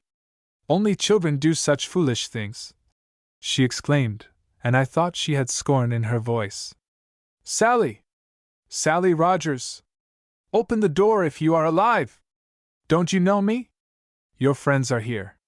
"Pardon me," I said, pushing past Jane Ryder as the door opened. For a moment I could see nothing whatever, not even the woman who had opened the door, but when my eyes grew accustomed to the gloom that pervaded the house, all the windows were closed, I saw the big Irishman whom I had met at the tavern a few nights before. He was sitting very quietly in the chimney corner, but I observed that he had me covered with his rifle. I stared at him without a word, and he was equally as silent, but something in this situation, or in his face, for he had as pleasing a countenance as I have ever seen, caused me to laugh. "'Tis a long mile from a joke," he declared. "Ye see before ye Private O'Halloran av the sharpshooters. One av us is a prisoner, and I'm thinkin' it's not myself." "It is not given to every man," I replied, "to be taken prisoner while he is still a prisoner. You will have to speak to Colonel Ryder." The woman had come from behind the door to greet Jane Ryder, and now she was giving her all the details of her troubles, her voice pitched in a very high key. Meanwhile, half a dozen children in various stages of undress swarmed from under the bed and stood staring at us. "The sound of the woman's screams," said I, turning to Jane Ryder, "caused me to forget that I am a prisoner. I hope your brother doesn't think that I made that an excuse for running away." "And why shouldn't a prisoner escape, if he can?" she asked, after a moment's hesitation. "You'll never have a better opportunity to rejoin your command. You are not under parole, and you are under no obligations to my brother. You have only to mount your horse, beckon to your Negro, and follow the path you will find at the back of the house. It leads by a grist mill. A part of your command has already passed on the road beyond the mill, but if you will go now you will fall in with the rear guard." "Beggin' pardon," said O'Halloran, taking off his hat to the lady. "The lad has engagements with me. He's me 29th, all told, and there's luck in odd numbers. If it's all the same to you, Mum, he'll stay here. But it's not all the same to me, Mr. O'Halloran," she said, turning to the Irishman. "I prefer that he should go." His eyes grew bigger as he stared at the lady. "Oh!" he exclaimed, and then paused with his mouth open. "Neither did I hope to see me gallant captain in this rig. It doesn't become ye at all. The trimmin's make ye a foot shorter, and be me so. You was short enough to begin with. His amazement made her laugh, but she made no reply. "Are you going?" she inquired, turning to me. I hesitated. Undoubtedly here was an opportunity, but something or other, some feeling or sentiment, call it what you will, held me back. "Not now," I said finally. "Some other time, perhaps, but not now." I did not realize at the time why I held back, why I refused to be free. She turned away from me with a petulant shrug of the shoulders, as much as to say that she was no longer under obligations to me for preventing her capture by the party that had raided the tavern. The big Irishman, who had evidently recognized the little lady as a person of some importance, went so far as to try to persuade me to make my escape, or, rather, to take advantage of the escape I had already made. "If ye're stayin' thinkin' he's a woman, don't stop for to say goodbye, but straddle your horse and be off wid ye." But the little lady had a mind of her own, as I was shortly to discover. After she had talked with the woman for a few minutes, she turned to me. "Will you ride with me a few miles?" she inquired. "Your Negro can lead your horse." I agreed with such promptness and eagerness that a faint tinge of color came into her face. But in the bustle of getting away, I paid little attention to her appearance until we were on the move again, and then I observed that she was very pale. I thought it was cold, and said so. "The wind is certainly chilly," she replied, and then, moved by embarrassment, or stirred by the motherly instinct that constitutes more than half the charm of womanhood, she leaned over and tucked the laprobe about my knees, and then fell back in her place, laughing gleefully, as a child might have laughed. Indeed, for a woman grown, this little lady had more of the cunning tricks of childhood than anyone I had ever seen, the cute little ways that endear children to those who love them. At the time, this fact did not add to my happiness, for, what with her womanliness and her childishness, she presented a problem that puzzled and dazzled me, for my mind was woefully lacking in the nimbleness necessary to follow the swift changes of her moods. She had turned the buggy into the woods, and was driving along with no road to guide her. I had not the remotest idea whither she was carrying me, but by way of saying something I protested against the way she was pushing her horse. "You will need him after today," I explained. "I have reason to be in a hurry," she said. "Horses are cheap enough with us. They are furnished by the government." "Still, he is a fairly good horse," I remarked, "and he deserves some consideration on his own account." "Do you think so?" she cried. "I am sure you are very kind to horses." If I am driving him too hard, you have yourself to thank. You have upset all my plans, and I am not very happy. Don't you think a woman deserves as much consideration as a horse? They are to be treated according to their deserts, I answered gravely. They know what duty is. Private O'Halloran says that you are no woman, and I say that you are no man. Where does consideration fall in your case? I ask for no more consideration than you would accord to a human being. Mr. O'Halloran has never seen me in my proper dress before, and he knows only how I appear at night when I am working for the cause of the Union. But who are you that you should judge of the deserts of men and women? You are nothing but a boy, and you'll not be different when you are a man. Instead of marching with your comrades, here you are riding in a buggy with a woman, and for what? In the name of heaven, tell me for what? She seemed to be overcome by quite a little flurry of passion, and her manner irritated me. You know why as well as I do, I replied, soberly enough. You heard the orders my general gave me in the first place, and in the second place, you know that I am a prisoner. It is odd that you can play a game and forget the score. I imagined when I started that my duty would be the greatest pleasure of my life. Do you know where you are going now? She inquired very seriously. It is a matter of indifference to me, I answered. Wherever I go, I am in the hands of Providence. If you could believe that, she remarked, it would do you a world of good. I laughed at her serious manner. Believe it, I exclaimed. Why, it is too plain for mere belief. I do not believe it, I know it. She was silent for a long time, and when she did speak, her words showed that the matter was still on her mind.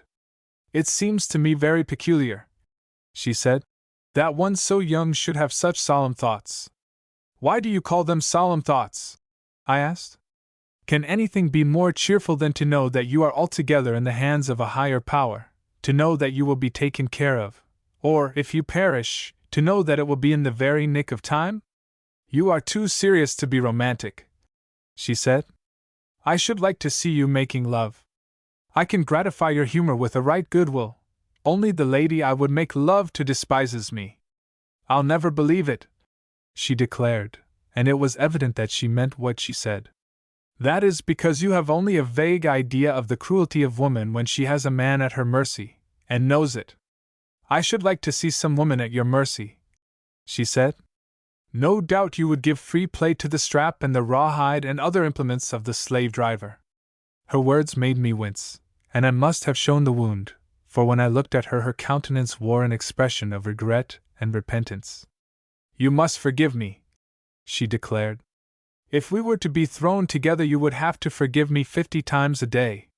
Well, I thank heaven, I exclaimed, with some feeling, that I was never at the mercy of more than one woman, and that fact was mitigated somewhat. She was arrayed in the garb of a man, and I was so sorry for her that I forgot she had me at her mercy. You should have told her, the little lady declared. Perhaps if she had known, her conduct would have been vastly different. You never know what a woman will do until she has been put to the test. She did a good deal, I said sullenly. She called me a coward, a rebel, and a traitor. Then she must have been in despair, replied the little lady in the most matter-of-fact way. When you are a little older, you will discover that despair has an anger all its own. But I hope you will never feel it, she sighed. Anyone can I see that you know very little about women. I hope my ignorance does me no harm, I suggested. Not the slightest, she answered. It is a help to you. It is the sort that goes with youth, and I had rather have your youth than all the experience in the world. The answer I made I shall always regard as an inspiration. You can have my youth, I said, if you will take all that goes with it. For 1 or 2 little moments she either doubted her ears or failed to catch my meaning. But when she could no longer doubt, when she was obliged to understand me, she hid her face in her hands to conceal the result of her emotions. I seized her hands and compelled her to look at me. She was blushing like a schoolgirl. Is my youth, with all its appurtenances, worth your acceptance? I asked. She made no reply, and I think she would have maintained silence the rest of the way but for my persistent chattering. To me her embarrassment was very beautiful, thrilling, indeed, and in some mysterious way her youth came back to her, and she seemed to be no more than 16. My youth is not too youthful for you, I insisted. I have grown very much older lately, and you have become a girl again in the last 5 minutes. She was still silent, and I took advantage of it to draw her hands under the lap robe. There is no reason why your fingers should freeze, I said. They are not likely to, now, she declared, and though it may have been pure imagination, I thought she leaned a little nearer, and the bare idea of such graciousness on her part seemed to change my whole nature. All the folly of youth went out of me, and love came in and took its place and filled my whole being. What I had been belonged to the remote past. I knew that I should never be the same again. I offered you my youth, I said, and now I offer you my manhood, such as it is. You must answer yea or nay. She gave me a quick, inquiring glance, and her face told me all that I desired to know. Neither yea nor nay, she replied. We are both very foolish, but of the two, I am the more foolish. We are trying to look too far ahead, we are prying into the future, and the future is away beyond us. Everything you say and everything I have in my mind is absurd, no matter how agreeable it may be. Do you care enough for me to desert your comrades and fling your principles to the four winds? Do I care enough for you to leave my people and give my sympathies to your side? She was smiling as she spoke, but I knew that she was very serious, and I made no reply. I am going to tell you the simple truth, she went on. I do care enough for you to leave everything for your sake, for there can be no real love where there is not a willingness to sacrifice all. Oh, I don't know why women are compelled to make all the sacrifices. She not only does that, I replied, but she is compelled to bear the burden of them alone. Ordinarily, man is a hindrance rather than a help, but I am here to help you. Then help me in the right way, she implored. I will, I replied. But here is an argument that is worth all the rest. And with that I drew her to me and pressed my lips to hers. She made no resistance whatever, but somehow the argument did not appeal to her reason. I could kiss you twice 10,000 times, she declared, but facts would remain the same. I have heard that your people have great notions of honor, and I hope it is true in your case. Well, it was only too true, and I knew it, but manlike, I must take some reprisal from the truth. Your mother told me, I said, that you have a great knack of hurting those you love. She leaned against me with a sigh. If I thought that the truth could really hurt you, she declared, I should never be happy again in this world, but it is something else that hurts, and it is hurting me a great deal worse than it is hurting you. I suppose I am not the only man in the world that has been caught in the desert that sometimes stretches its barren wastes between love and duty. I knew that if I but held out my hand to this little woman she would give up all, and assuredly, had she held out her hand to me I should have flung duty to the winds. But she was of a different mold. The only comfort I had at the moment was in feeling that the sacrifice was mutual. I longed for her brother to ride up behind us, so that I might still be a prisoner, but she had provided against that. I realized at last that I had never been regarded as a prisoner. I should have been grateful, but I was not, at least, not at the moment. If, as has been said, a man cuts a ridiculous figure when he is sulking, my appearance must have been truly laughable. But the little lady was very sweet and patient. Her eyes were so full of tears, as she afterward confessed, that she could hardly see to guide her horse. When I came to take note of my surroundings I could not refrain from uttering an exclamation of surprise. We had issued from the forest, when or how I knew not, and were now ascending a very steep hill. Looking back, I saw a mill behind me, and noticed that Whistling Jim was engaged in conversation with the miller. He was evidently negotiating for meal or flour, but it all came to me as in a dream. Did you see the mill as we came by? I asked. Certainly, the little lady replied. Didn't you hear me speak to the miller? I don't know how I am to forgive you for seeing and hearing things. I didn't know we had come out of the wood. She laughed merrily and laid her face against my arm, but when she lifted it she was crying. Oh, don't make it too hard for me, she pleaded. I am not myself today. Duty has been poison for me, and I shall be wretched until this war is over. Surely it can't last long. Not longer than a century, I replied bitterly. Look yonder! She exclaimed. We had now reached the top of the hill, and when I looked in the direction in which she pointed, I saw a sight that thrilled me. 14. From the crest of the hill a vast panorama, bare but beautiful, stretched out before us. The hill was not a mountain, indeed, from the direction of our approach, it seemed to be rather an insignificant hill, but on the farther side the land fell away from it quite unexpectedly, so that what seemed to be a hill from one side developed the importance almost of a mountain on the other side. The road dropped into a valley that ran away from the hill and spread out for miles and miles until it faded against the horizon and was lost in the distance. The season was winter, and the view was a somber one, but its extent gave it a distinction all its own. Far to the left a double worm fence ran, and we knew that a road lay between, for along its lazy length a troop of cavalry trailed along. I knew it instantly for the rear guard of my command, and the sight of it thrilled me.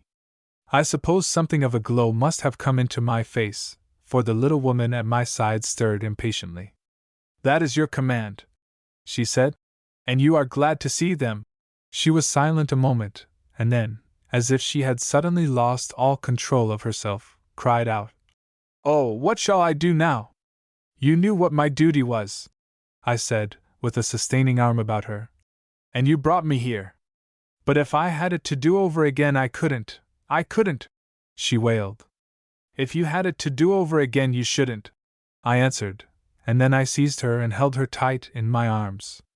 Nor did I release her until Whistling Jim, coming up and realizing the situation, celebrated it by whistling a jig. If you'll say the word, I declared, I'll go with you. I can't, she cried. Do you say it, and I'll go with you. But neither of us said it. Something beyond ourselves held us back. I am not sure, after all, that it was a sense of duty, but whatever it was effectual. I am afraid something dreadful will happen to you, she declared. I have dreamed and dreamed about it. You have made a coward of me. I'm not afraid for myself, but for you. 1 year after the war is over, I said, I shall be at the old tavern in Murfreesboro. 1 year to a day. Will you meet me there? I'll be there, she replied. Or send a messenger to tell you that I am dead. And so we parted. I mounted my horse, and she turned her buggy around. I watched her until she passed out of sight, and I knew that one of her little hands must be cold, for she waved it constantly until a turn in the road hid her from view. On the road toward which she was going I could see a group of men and horses, and I knew that her brother awaited her. With a heavy heart I turned my horse's head and went galloping after my comrades, followed by Whistling Jim. I had but one thought, and that was to report to General Forrest as promptly as possible and receive the reprimand that I knew I deserved. At that time it was the general opinion, even among those of his command who were not thrown into daily contact with him, that this truly great man was of a grim and saturnine disposition. But it was an opinion that did him great injustice. There were times when he fairly bubbled over with boyish humor, and though these moments were rare, he was unfailingly cordial to those that had met his expectations or who had his confidence. He could be grim enough when circumstances demanded a display of temper, but he had never made me the victim of his displeasure. I looked forward with no little concern to our next meeting, for I felt that I merited a reprimand, and I knew how severe he could be on such occasions. He was far to the front, as I knew he would be. "Hello, Shannon!" he exclaimed, in response to my salute. His countenance was serious enough, but there was a humorous twinkle in his eye. "Did you fetch me the fellow I sent you for?" Thereupon I related my adventures as briefly as I could. He seemed to be amused at something or other. I have thought since that it must have been at my attitude of self-depreciation, and called 2 or 3 of his favorite officers so that they might enjoy it with him. He was highly tickled by the narrative of my experience with the little lady in the top buggy, though, as a matter of course, I suppressed some of the details. "Now I want you all to look at this boy," he said to his officers when I had concluded. "He ain't anything but a boy, and yet he did what no other man in my command could have done. He captured Leroy, the fellow you have been reading about, and fetched him to me, and I've put him out of business. There's Goodrum, an old campaigner, a man who knows every man, woman, and child in this part of Tennessee. I put Goodrum on the same trail, and Goodrum's a prisoner. This boy was a prisoner, too, and yet he turns up all right and puts up a poor mouth about what he failed to do. If every man in my command would fail in the same way, I'd have the finest body of troops in the army. And look at him blush. Why, if these other fellows were in your place, indicating the officers, they'd be strutting around here like peacocks. But, General, I protested, what I did was through my blundering. Then I hope you'll go right ahead with your blunders. You couldn't please me better. I'm going to take you away from the Independence, and I'll put you where I can get my hands on you any hour of the night or day. And as he said, so it was, and so it remained until the close of the war. Especially was it so when Forrest was ordered to cover Hood's retreat after the disastrous affair at Nashville. History has not made very much of this achievement, but I have always thought that it was the most remarkable episode of the war. Under the circumstances, no other leader could have accomplished it. No other man could have imposed his personality between the defeated Confederates and their victorious foe, bent on their total destruction. It was little short of wonderful.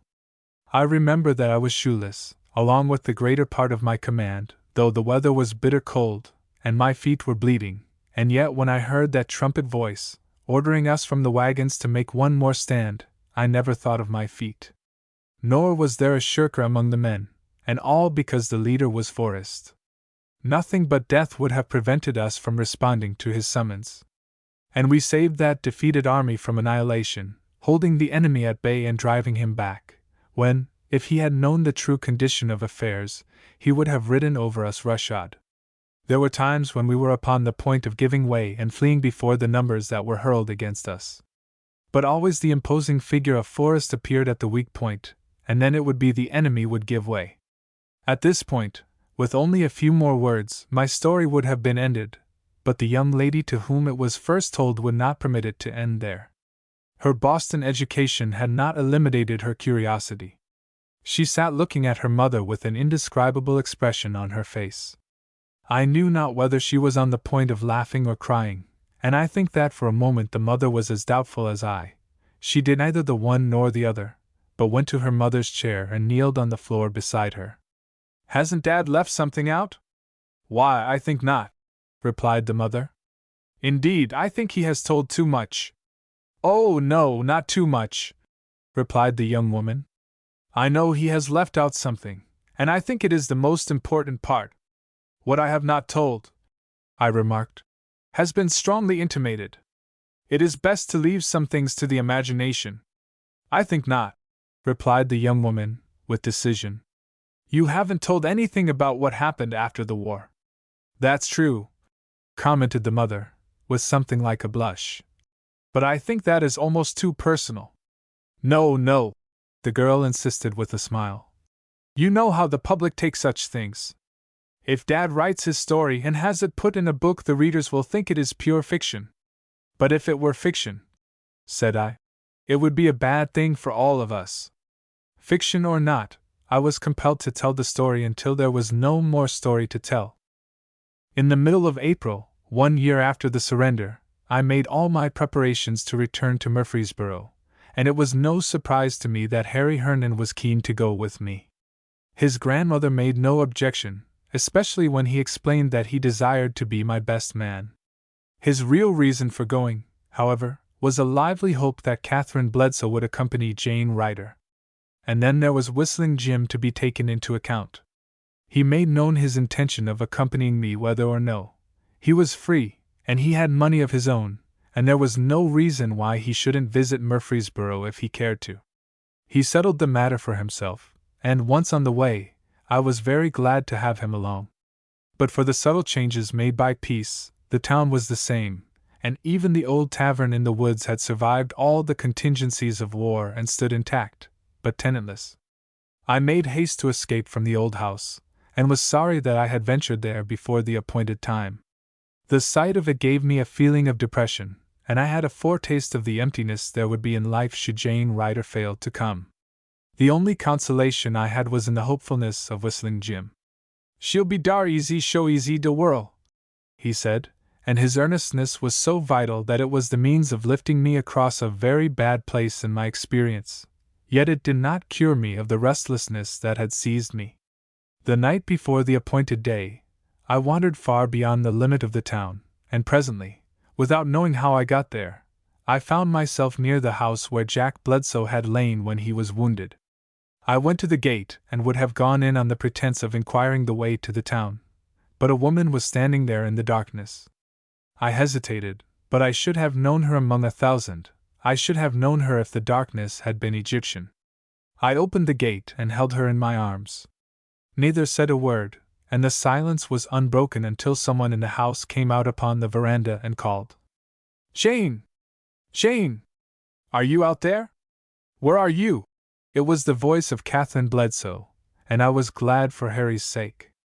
"I don't think that is a very pretty way to end a story," said the mother of the college graduate, perceiving that I had nothing more to say.